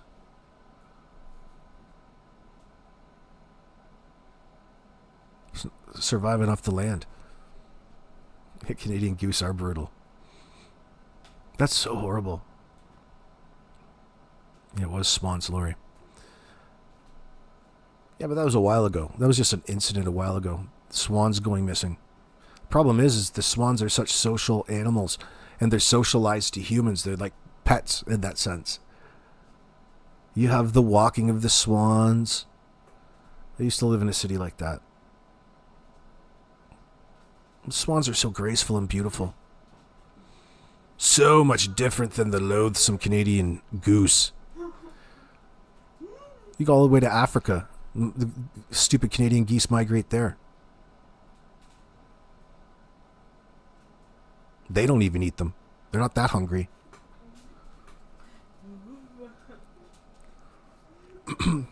How did they dismiss what the neighbors said? Were they looking at for video footage? No, Laura Lee, they didn't dismiss anything. You're just subscribing to reading headlines in that sense. I think you meant dispute. The police said they have nothing to corroborate the claims. Thereby, it's just his word in that sense.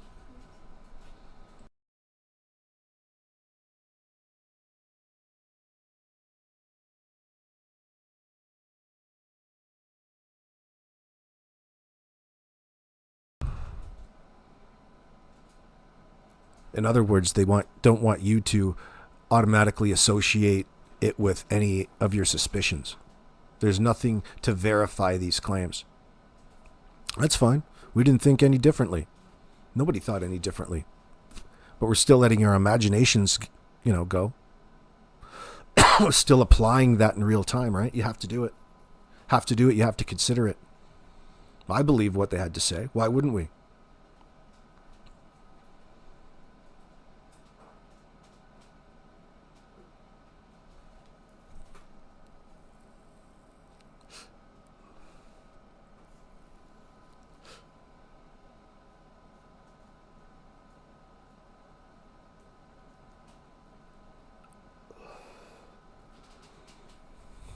What are you saying, Esther?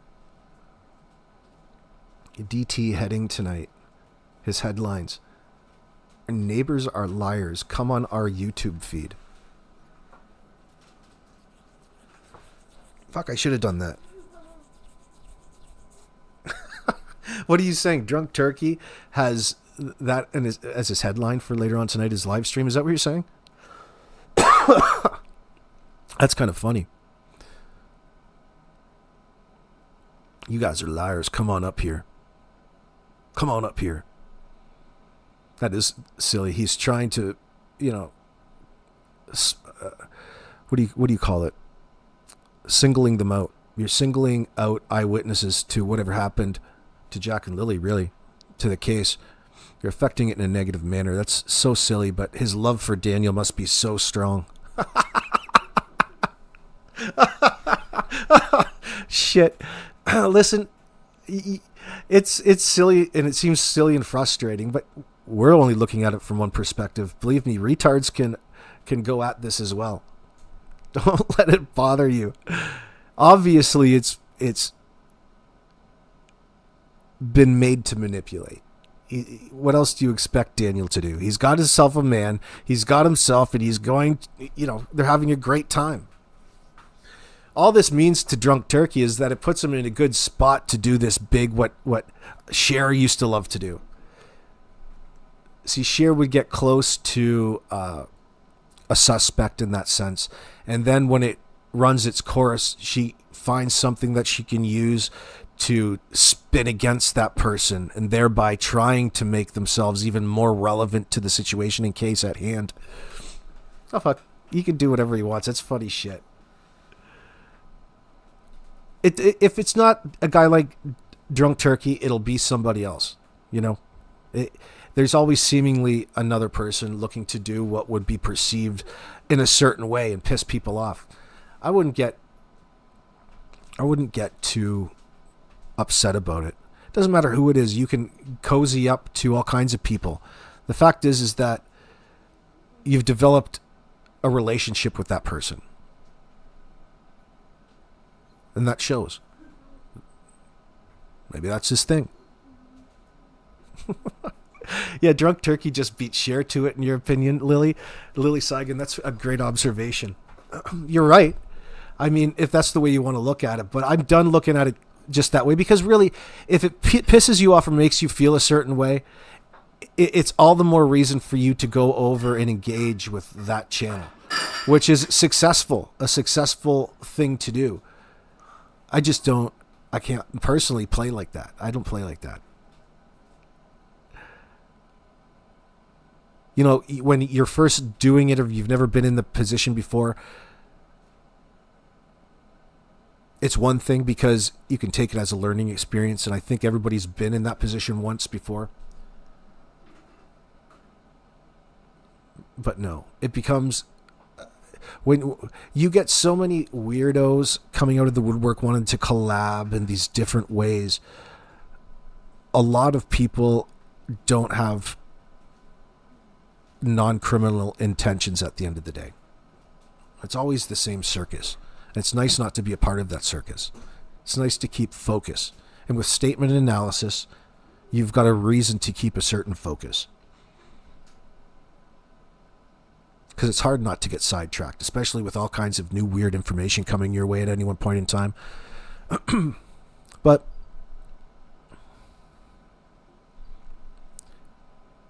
it's hard not to get rhetorical.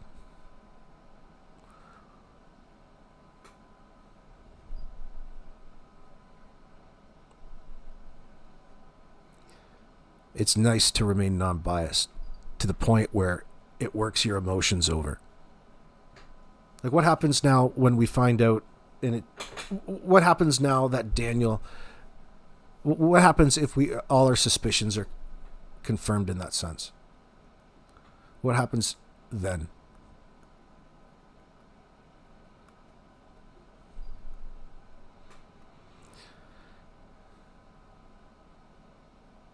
Is anybody, I don't want to ask that. There's so much information. All of the information is out there. It's hard to find something that works for Daniel and Janie and Malaya. There's nothing to say in this. Not that it matters. I'm just pointing out an observation. There's nothing to say in any of this that leaves me with a question of whether or not they're responsible for something in this. But the police are quick to remind you that there's no evidence of anything. No evidence directly that would attribute any of what they saw to Daniel for the police. Like some of their video footage, for example. There could be other ways, but I don't know. I don't know how they came about that information. When you have two people, no matter which way you look at it, when you have, it just strengthens the possibilities. But nothing's ever for sure.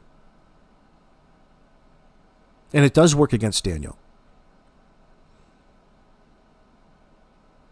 And it is being considered as to where Jack and Lily could possibly be at this point in time. It's interesting that Daniel wants to dismiss it as utter nonsense rather than engage with it. Major avoidance people, Mike would say. That's major avoidance, you people. Absolutely.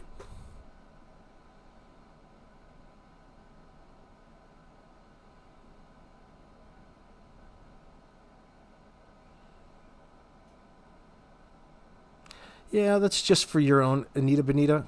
You can say that. You go over and make sure you thank Drunk Turkey for that then. I think you could do without it, but whatever you guys think. Like if you think that DT is doing you a big favor by having all of these these so-called areas of information where these interviews where Daniel comes out and just denies and bullshits around again as some sort of value in all of this, you know, I'm not sure I can agree with that. It's all self-serving. It's all for show. And the fact that you're hanging on to the every word would tell me that you're buying at least something of what it is that he's saying. Yeah, that's right, Chelsea. It says that the RCMP have no footage to substantiate claims. That's very specific, too. And it's indirect. It doesn't speak to what it is that they think or don't think or what they suspect, what they don't suspect. It's just, you know what it is. It's just the shit that they come out with and speak in the public.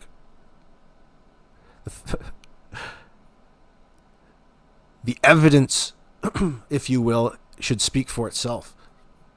I think it does. You don't need the police to hold your hand and affirm everything that you're thinking out there, right? You know how these things go. It looks a certain way.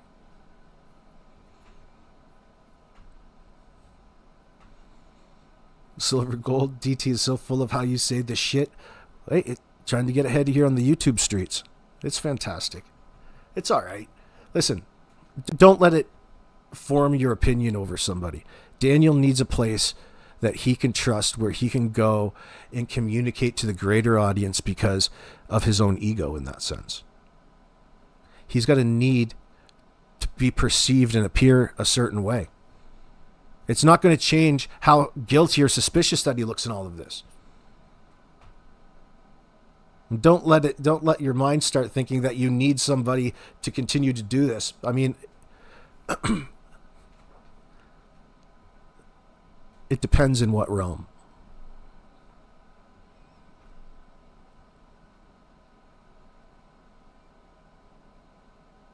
You really need the suspect to tell you how innocent they are in all of this? Is that what's going to make you sleep at night?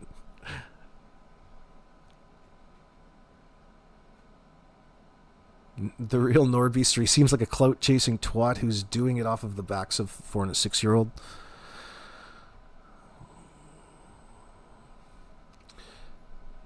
Yeah, I guess. It's just the shit that happens here in the YouTube streets, really. Just another motherfucker. If not Drunk Turkey, it'd be Cher.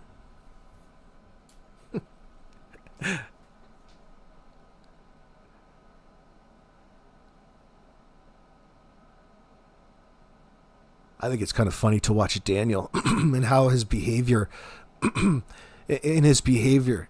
he really feeds into the kayfabe and the BS of it all, thinking that he's got something up on other people. It's all about appearance for him.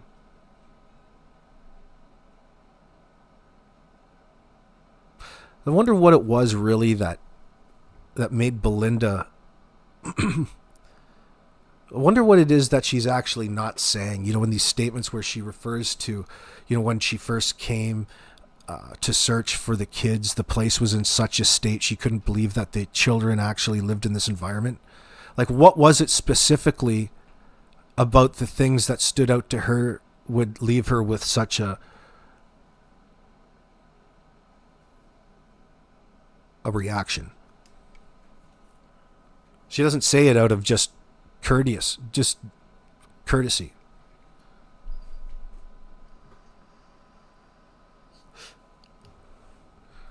Like, what it was specifically that stood out to her. After the second day, she knew something wasn't right there. She's not the only one. It sounds like it didn't take very long for the people that were all called to come and put themselves through this charade. As soon as Malaya's friends got suspicious of Daniel and his weird behavior,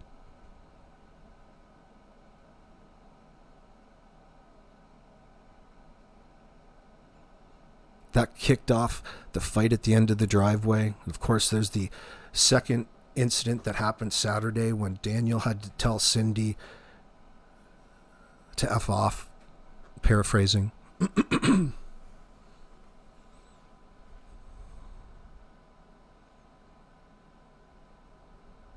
A lot of drama going around this, what would otherwise be a search for Jack and Lily. There's so much drama going on in the background that they never wanted to represent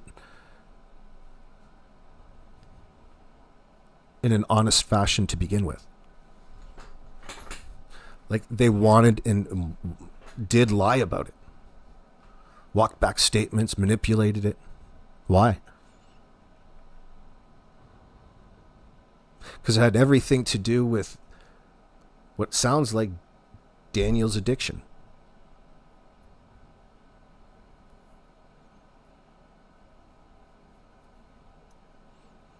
Is that what ties other people into this, I wonder? Time will only tell.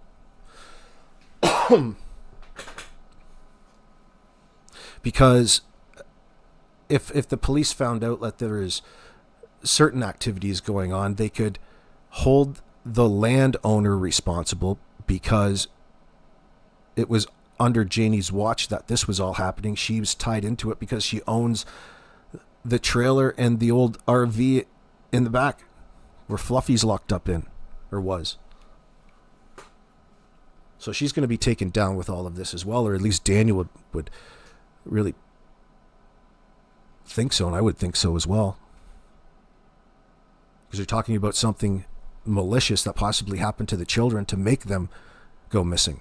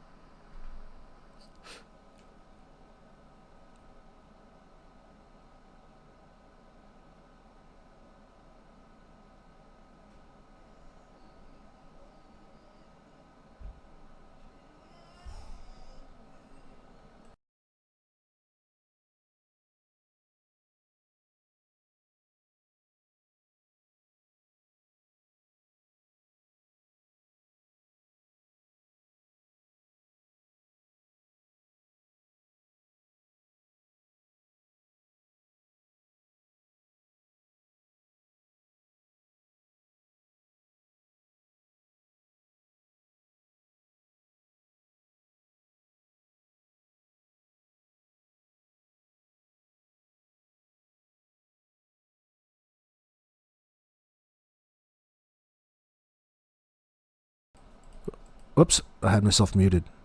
I was just reading Lori's comment, excuse me.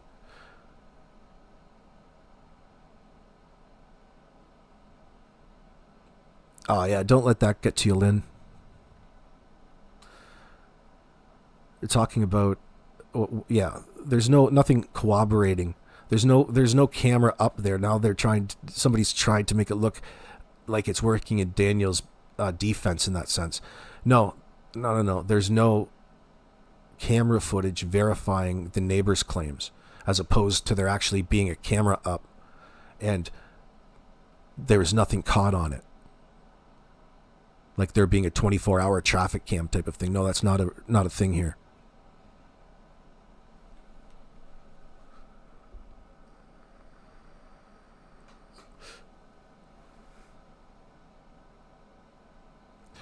That's what it was being Anita Benita. Daniel was on his mathematical roller coaster trying to play Mr. Innocent. Yeah, and he was a bit standoffish, according to Malaya, whatever that means. He was a bit sketch. Like you would be.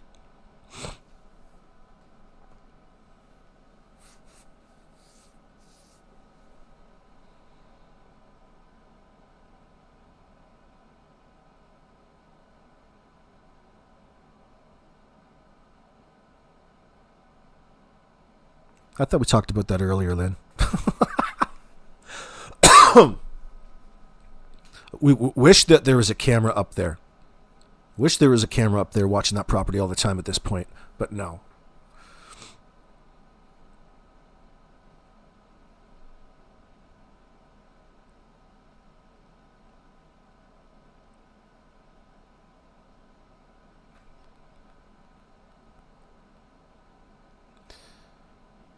Meep. I don't think they'll need Jack and Lily for a conviction eventually, but they do need a paper or a proper burial. Oh, you're right. They do need to be brought back.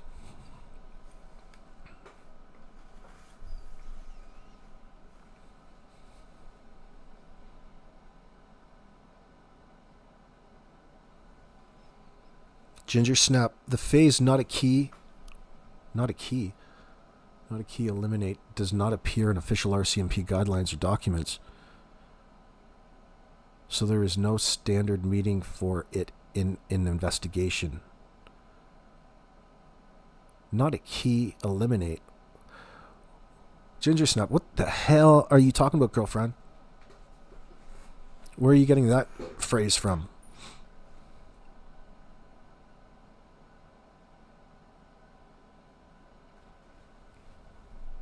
The way I read it was that there was no cameras in the area where both neighbors heard the vehicle, and the ones that were probably were not facing the road.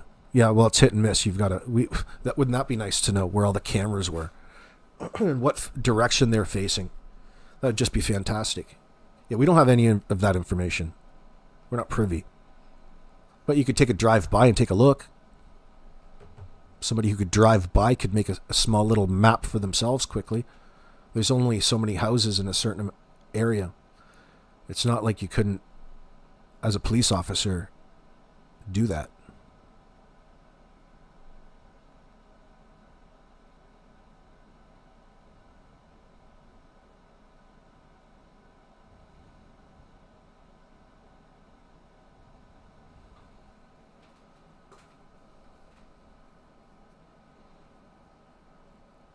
Yeah, he said his brother's car was sold 2 years ago, Carol Johansson.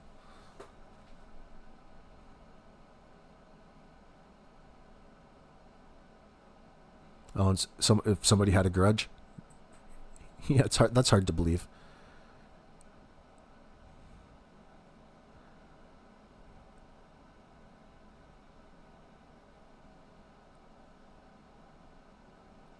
You think Justin said there was footage? How does Justin know that? You're talking about Clutch Them Pearls?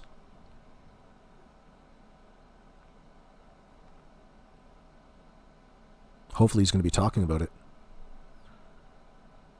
RCMP is dropping bits, says Anita. Letting social media do all of the work. It's easy to perceive that way sometimes. It's just a lot of bullshit that goes on here. The fact that Daniel feels the need to come here and go on and on about things should tell you that there's something that he needs covering up.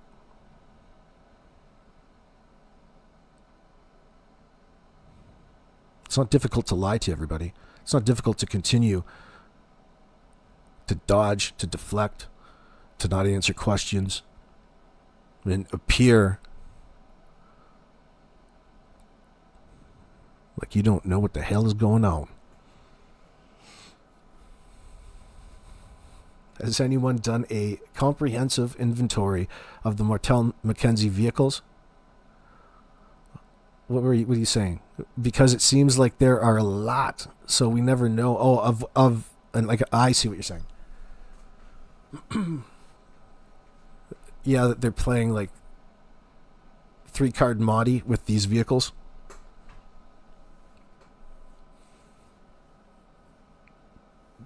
I imagine the question's been asked.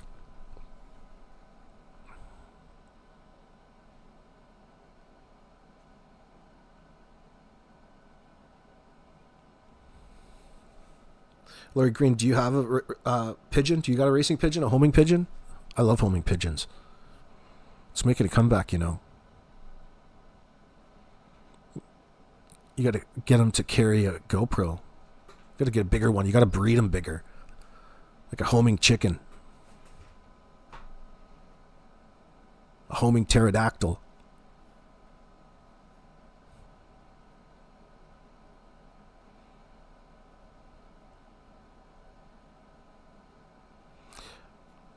Yeah, well, you're not right, Carol Johansson.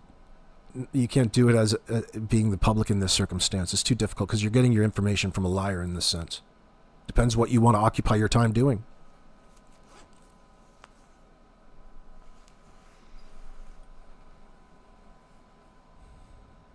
Bird up, BS.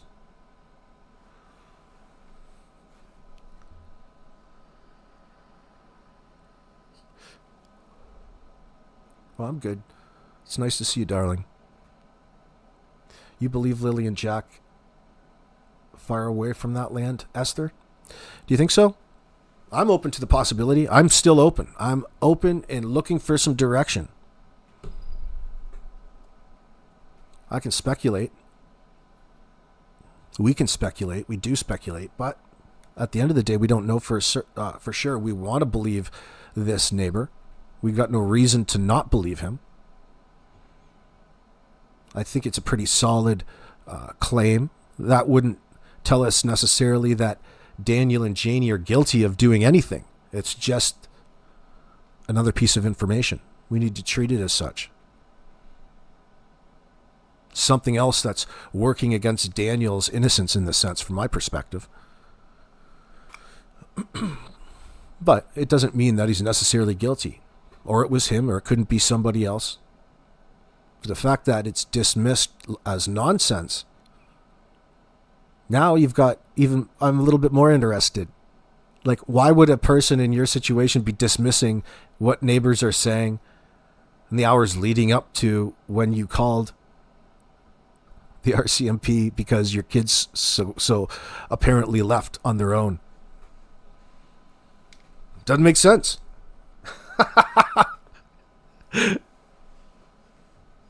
But he doesn't. He's lacking self-awareness out of this, and you know that it's out of desperation. He doesn't have any other choice. He knows if something's going to work against him and his fabricated narrative, he's in the best position. He's in the only position to know, and we can only gauge off of that.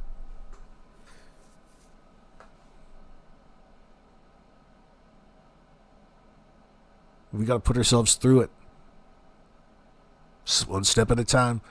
He's going to be up there on Drunk Turkeys, and people are going to be talking all about it. And it's going to be semi-interesting for a little bit. Anyway, for this information to make him look like, how do you not look any more suspicious in the circumstance? I don't know.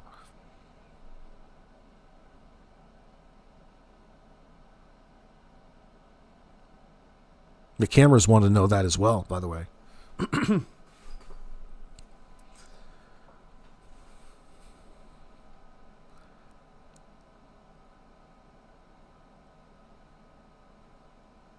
Oh, Anita Bonita. People are threatening lawsuits against you on Facebook? What are you saying? Don't be nasty. You don't need to be nasty to anybody in this circumstance.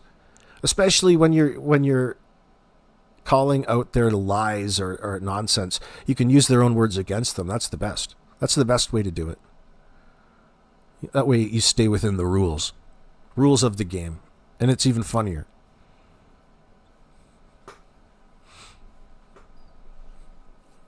But you don't have to get malicious and tell Daniel how ugly he is, or you think he is. No need to do that. No need to do that.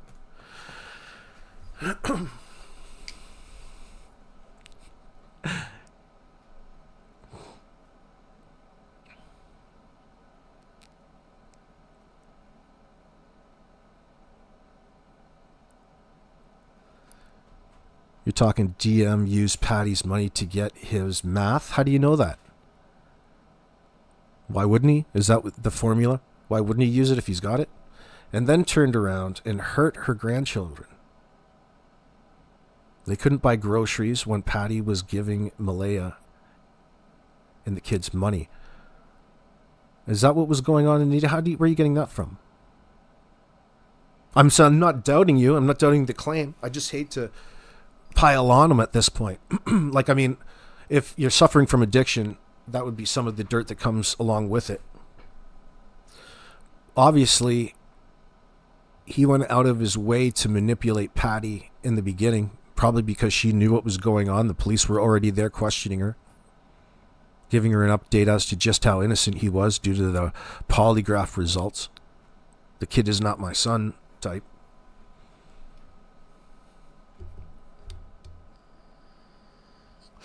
That's good, Anita. I'll trust you then.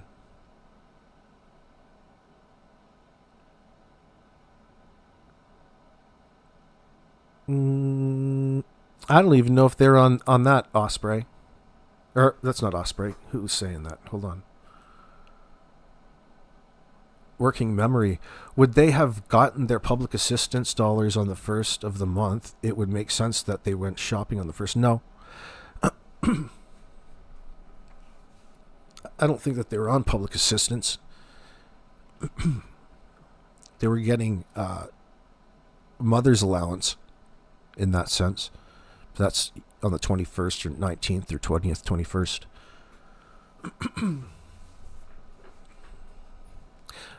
I'm not sure of all of that working, but there is some interesting talk about money that they owed and things that was going on that can make it look really damaging against Daniel and a contributing factor to what would otherwise be known as a stress between two otherwise loving people.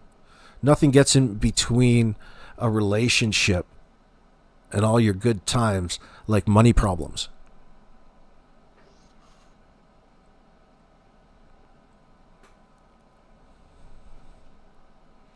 And money was an issue in this circumstance. They're having financial issues. I don't think that that's they've acknowledged that, really. But I don't think that that was it. That's just one of the many factors that were contributing to this. But it's a big one. It would be the one. If you had all kinds of money, all of the other things don't seem to be much of a problem. You can deal with it.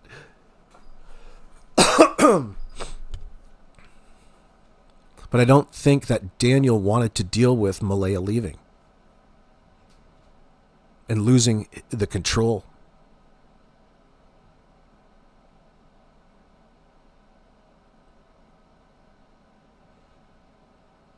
And I think he probably went hands-on in that sense. I think the reasons it just escalated over time, I feel.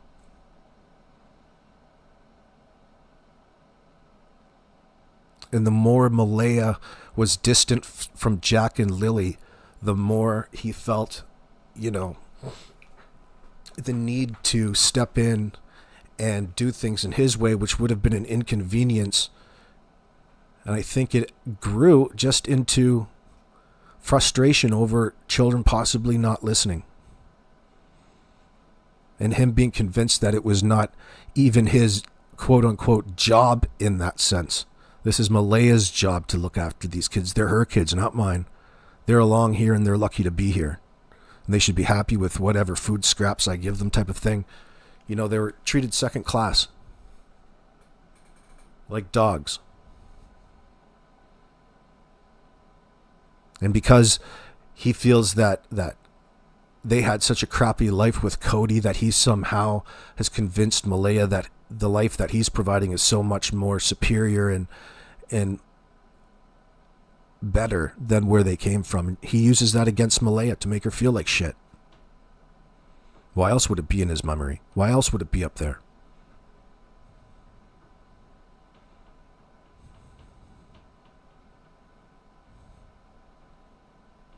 Possibly, Barky.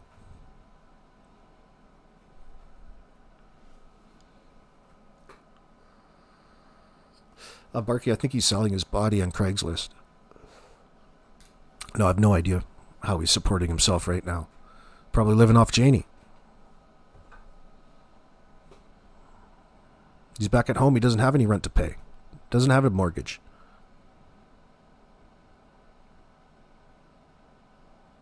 He's doing his thing, though.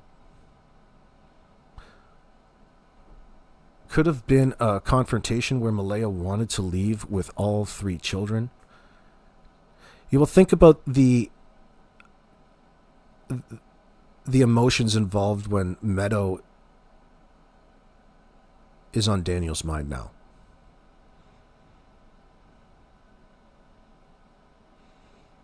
Probably would have gotten a lot more controlling, possessive in that sense. And the substances that he was reportedly taking by Malaya would have exacerbated that. I don't have any doubt.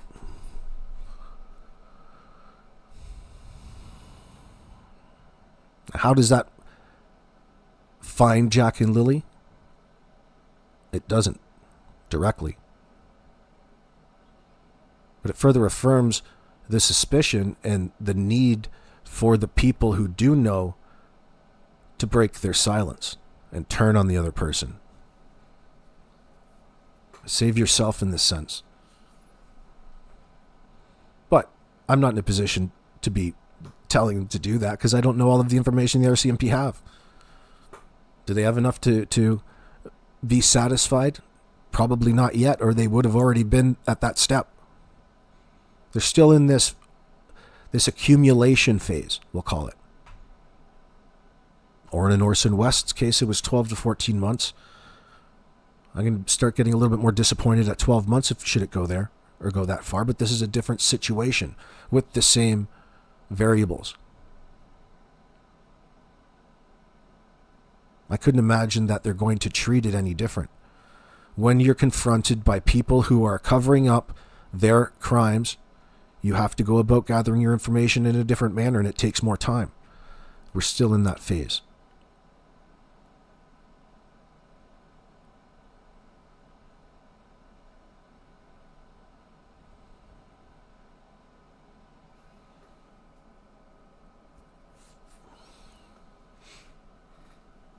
I even gave Daniel the benefit of the doubt. He knows the different type of person he gets when he's on those substances. What else do you talk about at Narcotics Anonymous? Like, I mean, you know the effects, Daniel. You probably wouldn't have done it if you wouldn't have been under the influence. It would be important for that to come out. It would be important for you to say that, because at least from a defense standpoint, that's better than you being a cold-blooded killer in that sense. It's no different than you hear reports of people eating other people's faces off. You know, some of the most ridiculous things that have happened under the influence of these substances. And another thing, when you're busy trying to get your fix and you're in that mind space, you get even more protective of it.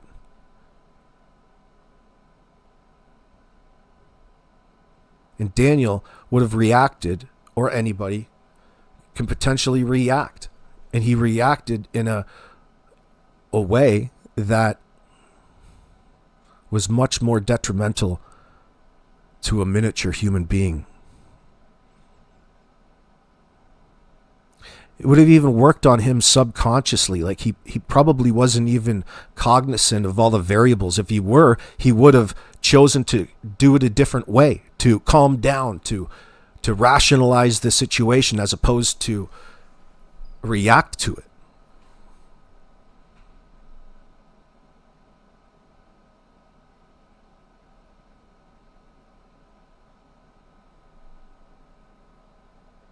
Like, why was Daniel so possessive of Malaya to begin with, do you think?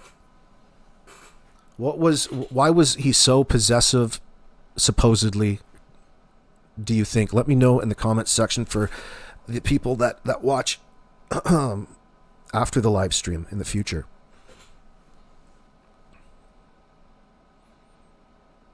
Like, what was it about Malaya that said that we're going to settle down and make this our forever thing?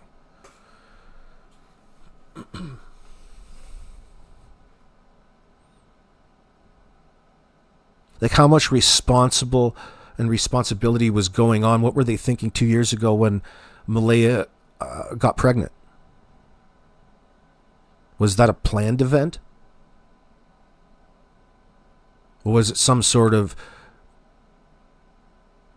relationship confirmation, like a promise ring, a little promise spun in the oven? Surprise, pregnant. Was it something that they were going to bond over? You would think that they would bond like a loving couple over a precious thing like a newborn child.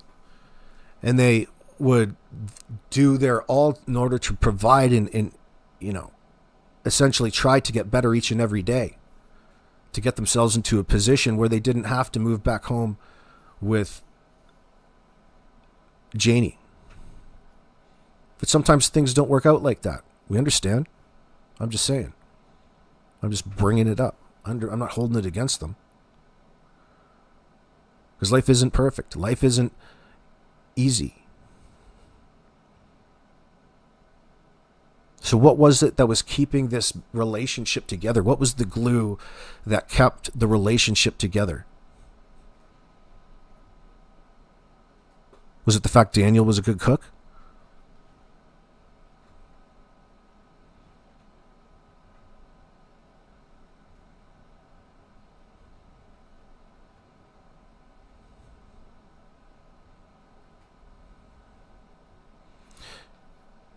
Yeah, and you think that the fact that they kept the kids out of school,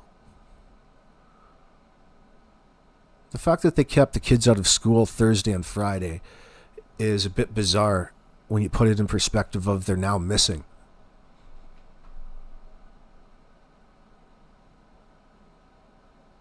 Oh, we just kept them out of school again, and wouldn't you know it, poof, they disappeared.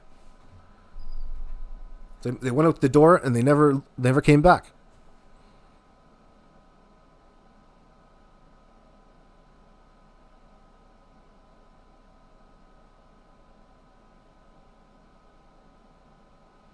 You think so, Norbeaster, that Malaya was a piece of property to him? I don't know. I don't know.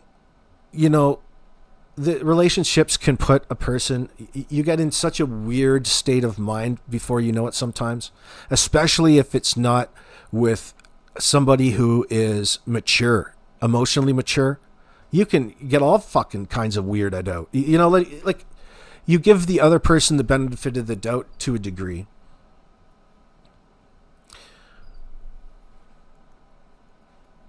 But God knows it happens. You can get yourself into a weird situation emotionally because the other person is wishy-washy, indecisive. Maybe you're hurrying things a little bit too much. You're getting too far away from that Daniel she first met. Getting too far away from that Daniel. Remember, that Daniel when you first met, girl? I'm going to come home tonight and I'm going to be the Daniel you first met, girl. I'm going to cook you dinner. I'm going to run you a bath. I'm going to rub your feet, girlfriend. I'm going to be that Daniel you first met. I wonder what that really meant. Like, there are words. Well, I know what the words mean, but I wonder what that really meant in context of their relationship. Of course, it's impossible to tell from the outside, but you want to get to know some of these things. It's just as cringy as they can be, I know. It's just, God, gross. Fake ass. You guys. But listen, they are adults. They chose to put themselves in this situation.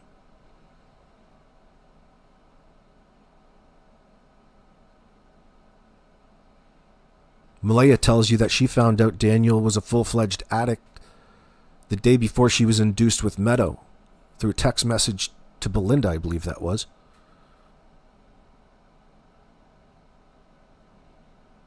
Chelsea Gray is saying in my chat, I think what Daniel and Malaya may have had was trauma bonding. Yeah, I've experienced that, I think. I didn't know that until far after the fact. Maybe I did know it in the moment too, but you have to march yourself through it sometimes, I think. Sometimes in relationships we just put up and you really don't have any reason or rhyme for it. Just that, you know, it's hard sometimes for a person in a situation to recognize the situation that they're in.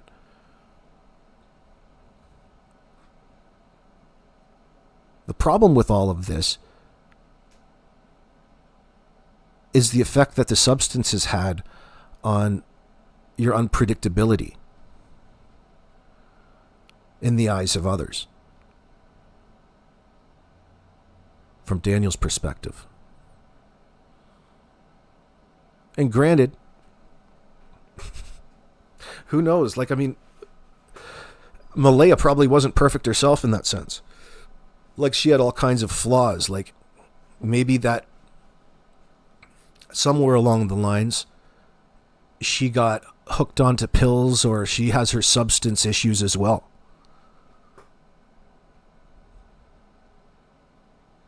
We'd have to investigate into that. You investigate further past just asking her, I mean.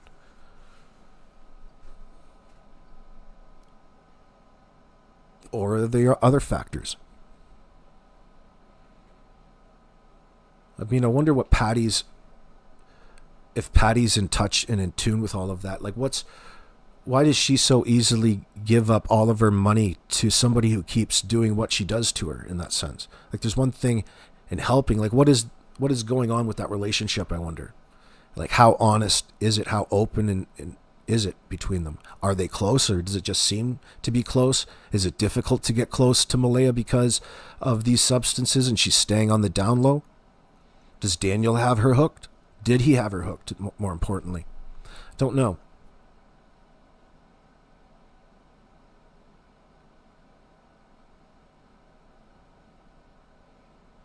Well, thank God Belinda's in the picture fighting at this point in time. I hope the courts put that through quickly. I don't think that there would be a problem with it in that sense, considering her circumstances were open in that, and she's there for all the right reasons.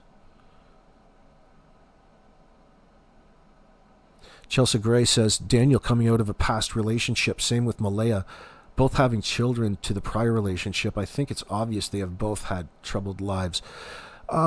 Not to mention,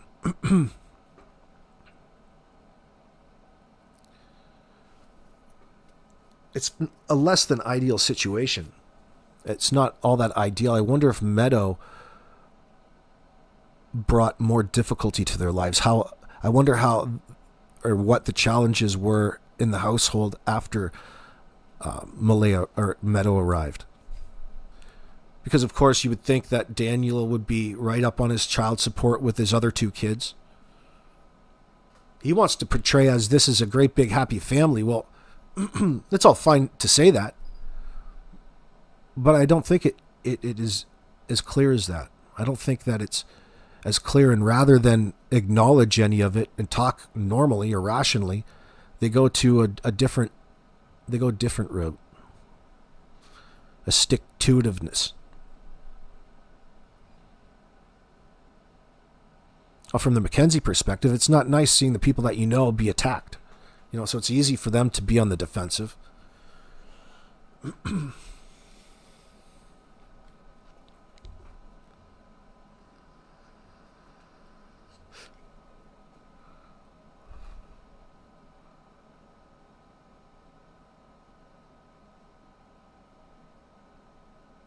I think Barkley Boys, that's oversimplifying it.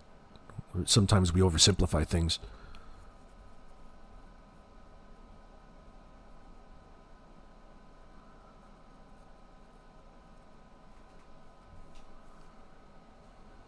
Hey, McInnes. I'm thinking about dinner right now. It's getting on 6 o'clock. You think Daniel's obsessed with Malaya? Yeah, you know what, Anita? I don't think that... how it's going to be... Maybe we should identify Daniel when. I wonder about that. I'm not sure. I'm not sold on it. Like, I don't think or believe that. I'm just curious about it, and I wonder what was exactly going on. Obviously, he was not wanting Malaya to leave, right? We're comfortable in agreeing to that. I think that's pretty fair to say that Daniel didn't want Malaya to leave. Whereas, like, I can't understand that. It's like, well, dude, there's more fish in the sea in that sense. If it's such an inconvenience, why are you so insistent on having Malaya and the kids tote around with you when there's such an inconvenience to your lifestyle? Why would you even want that? It's like you see that often where or not often, should I say? I should watch what I say.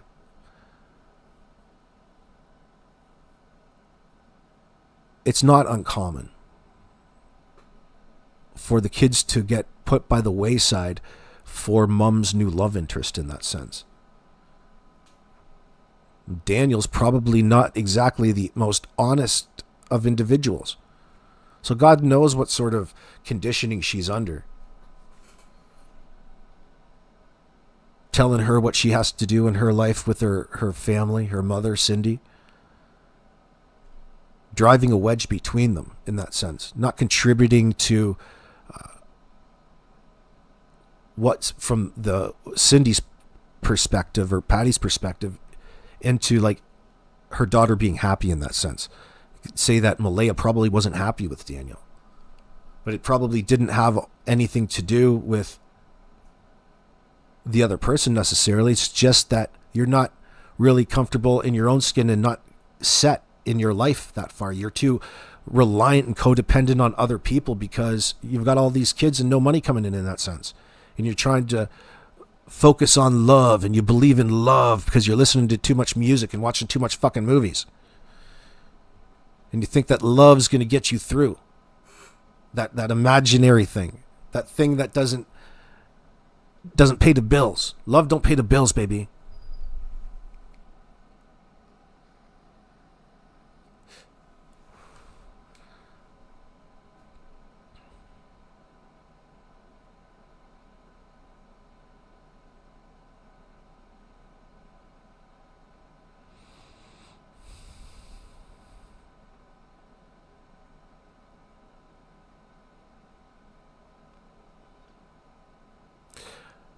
Well, there's that, Anita Benita, because I don't know how long this... We don't know exactly what's going on with MBM. But you would have to imagine she's sticking to the story that she first gave the police in front of the camera. That probably hasn't changed any. I wonder how long this facade is going to be able to last for her.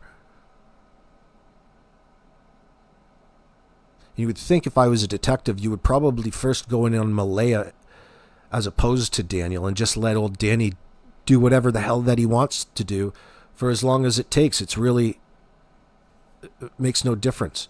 It's not contributing to locating Jack and Lily in that sense. And he's not even really a family member to be updated on that, so you're not going to give it any mind. Until more information becomes available down the line.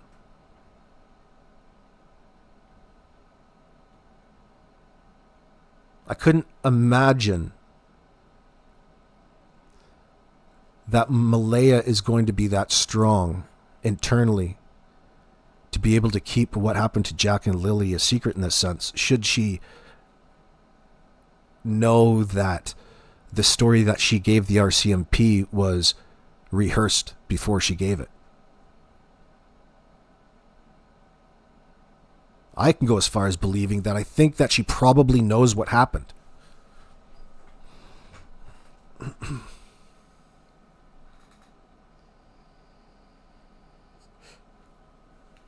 And at very least, and wouldn't you, listen, Wouldn't it be normal if you were married to somebody or your significant other, you're going through a thing and you've got to make a public statement? Isn't it normal to just go over what the hell it is you're going to say in front of the camera anyway? A perfect opportunity to coach, a perfect opportunity to fabricate, no doubt, but it doesn't mean that the sheer action of it is suspicious. It's like, yeah, here's what we probably should say. Like, you don't know what the hell is going on. It's all chaotic around you. You've got to come up with something. It shouldn't be a secret. You wouldn't think it would be a secret. Maybe you might lean on the police and recommend from them what they think you should say. Because you don't know what the fuck is going on. Like, what is it going on? I can't find my kids. What do you want me to say? Can we hurry this up? Let's go find them. But there was other things that they needed doing at the time.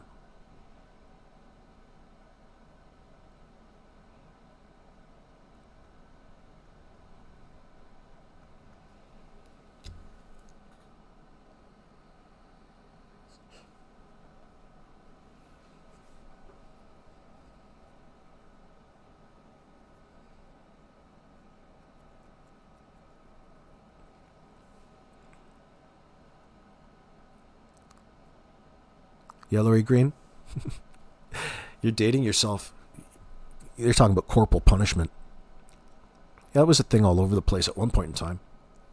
Then they got soft on us. That's when things started going out the window. Discipline was taught in the school. If it needed to be.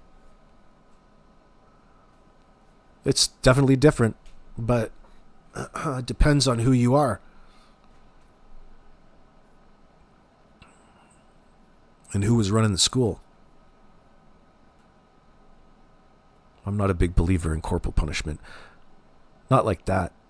It's one of those things that these arguments that get blown out of proportion.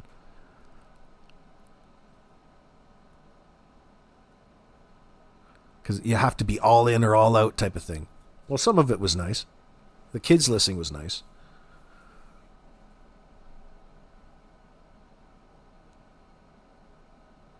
You got a strap on the hand?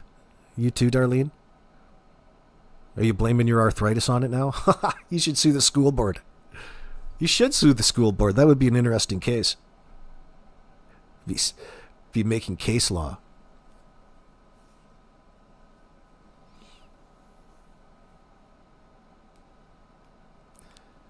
I remember one time I fell asleep in shop class. We had this old grumpy, angry dude named Mr. Beers, Ron Beers. I was just doing one of those eyes closed. He turned the lights off, so right away I got sleepy. So, we were going to watch a video. It rolls in the VHS and pops it on, and so my eyes go out, and I'm like, oh, pretty safe. The next thing I know, I must have drifted off a little bit, kind of like Malaya did. The next thing I know, this shop teacher smacks down this electrical theory book, this book 4 or 5 inches thick. This great big thing. It scares the shit out of me. It woke me up. Right in front of my face. Right in front of my face. Slam. He said, you want to sleep? Go to electronics. It's Ron Beers. So that was as corporal punishment as I got. So savage, it's barbaric.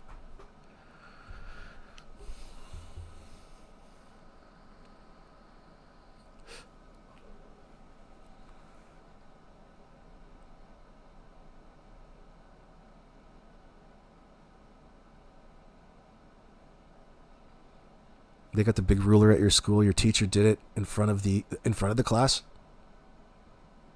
Well, it's going to make see, that has a whole system to it. That's different, Miss Kay. I think they'd signal down through the PA if you got out of hand. They'd send you down to talk to the principal or assistant principal or whoever had to deal with your ass.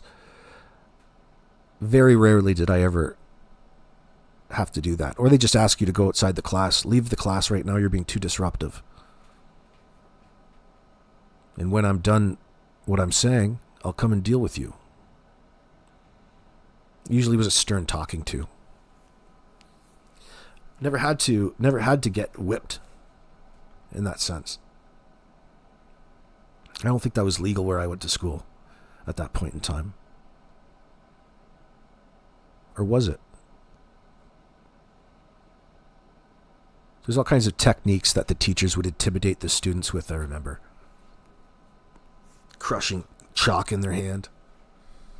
Depends on the age group.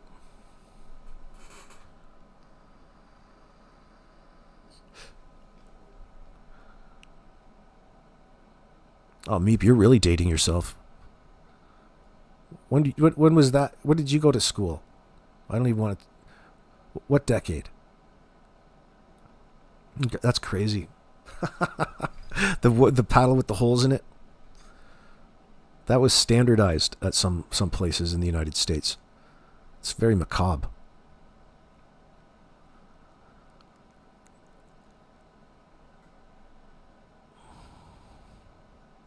Well, Lori, it's hard to keep your eyes open when the lights get turned off.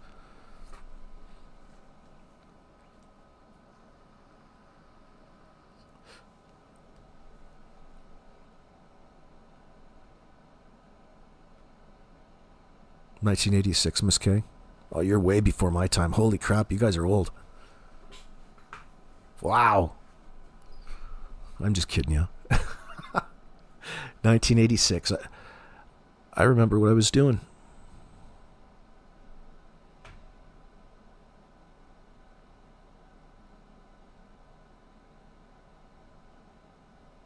Probably 1980, Meep. Really? Yeah, I guess that could be. Not where I was, though. They're too soft where I am.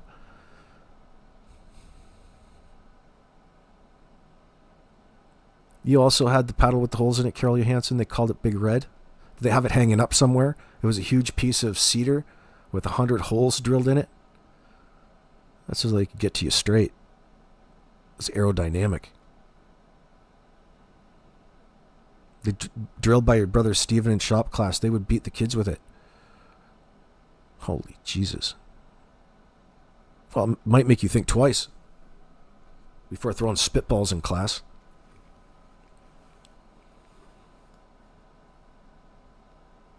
Barky Boys, you want to know Cody's story so badly, but it's being hidden.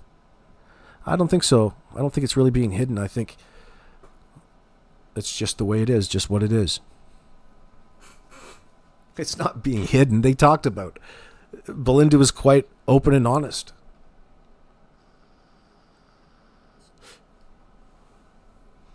But you need to know every last detail of everything? Do you want to know what they wore to bed?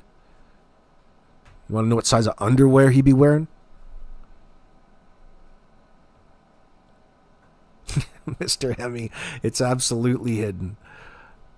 No, it's just not being talked about. It's not being talked about.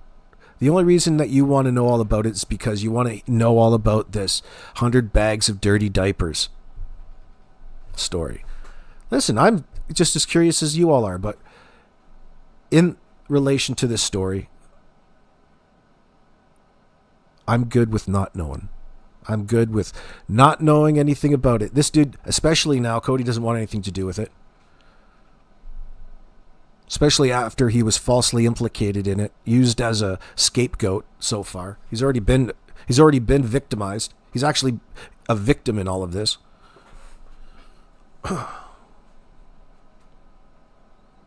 I feel. Geez, it's not enough that Chelsea's his sister is in my chat. You can say, hey, what's up with your brother? What do you expect him to do?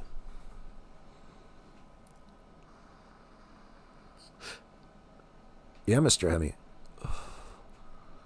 How isn't Cody just by proxy a victim of loss in this whole tragedy?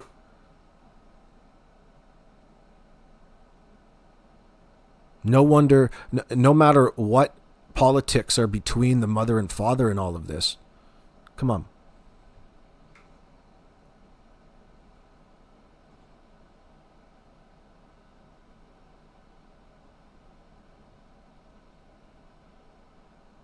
You don't have to necessarily agree. The problem is from Jack and Lily's perspective, they really don't have anybody except Belinda in Chelsea by proxy, but Belinda taking the initiative in this circumstance.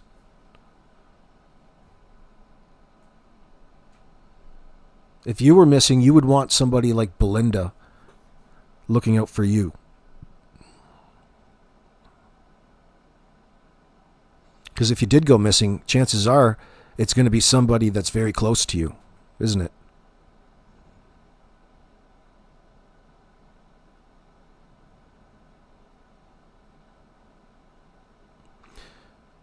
Mr. Hemi, why are you gaslighting in my chat? You give him a pass for abandoning them. I don't even know his story. Why is it that I need to jump to conclusions about his participation or lack thereof when it comes to whatever happened to Jack and Lily that night when he wasn't even involved? Why do I have to start caring about something that happened long before and cast judgment upon him? That's too much work for this guy. That's too much work for me. I don't need to have an opinion, and I don't need to be so hardcore against the guy. Especially that I don't know anything. I don't want to be in a position to be so presumptuous that it's directing the way that I feel towards somebody. That's irrational. I need to have a reason to feel a certain way. And considering things in their life was a certain way for quite some time, it paints a different... You can't really change things that happened in the past. Why am I holding that against him? He was iced out. That's it. I can't hold that against him. Do I think he should be Clint or like John Wayning this bitch? Absolutely. But that's just a silly, stupid opinion from my own fantasy mind. I'm not interested in telling you what a perfect scenario should look like. We shouldn't be in this scenario to begin with. And I bet you could... I don't even want to associate. He doesn't want to be associated with it. I don't blame him. Like, Belinda is extremely courageous for all of the reasons that we take for granted. Like, it's not easy to come out here and be under the gun and on the hook in front of such a bunch of angry, mob-like individuals thinking that they know one thing one way or the other. It's just difficult to do that and even put yourself through the monotony of all of that. I don't think Belinda considers her even having a choice. She doesn't really have any other choice because for her,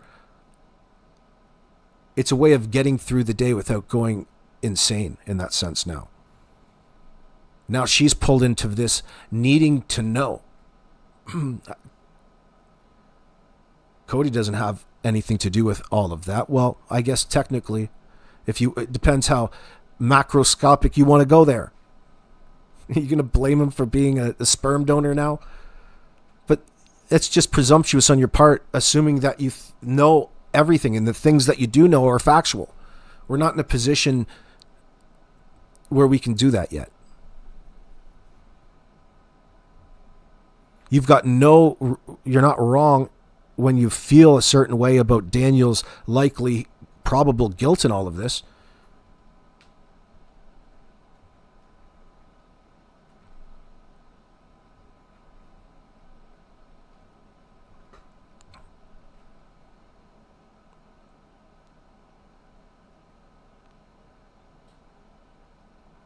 I think Mr. Hemi's just trying to emote on somebody. He's trying to let his emotions run down, hold something against Cody and all of this. Poor Cody. Cody has nothing to do with the disappearance of Jack and Lily, says Esther. Don't point fingers unless your hands are clean. We have no idea how Cody is feeling, period. That's right. Mr. Hemi. He's just in the mood today, everybody. It's okay. He's usually good. What's going on, CJ?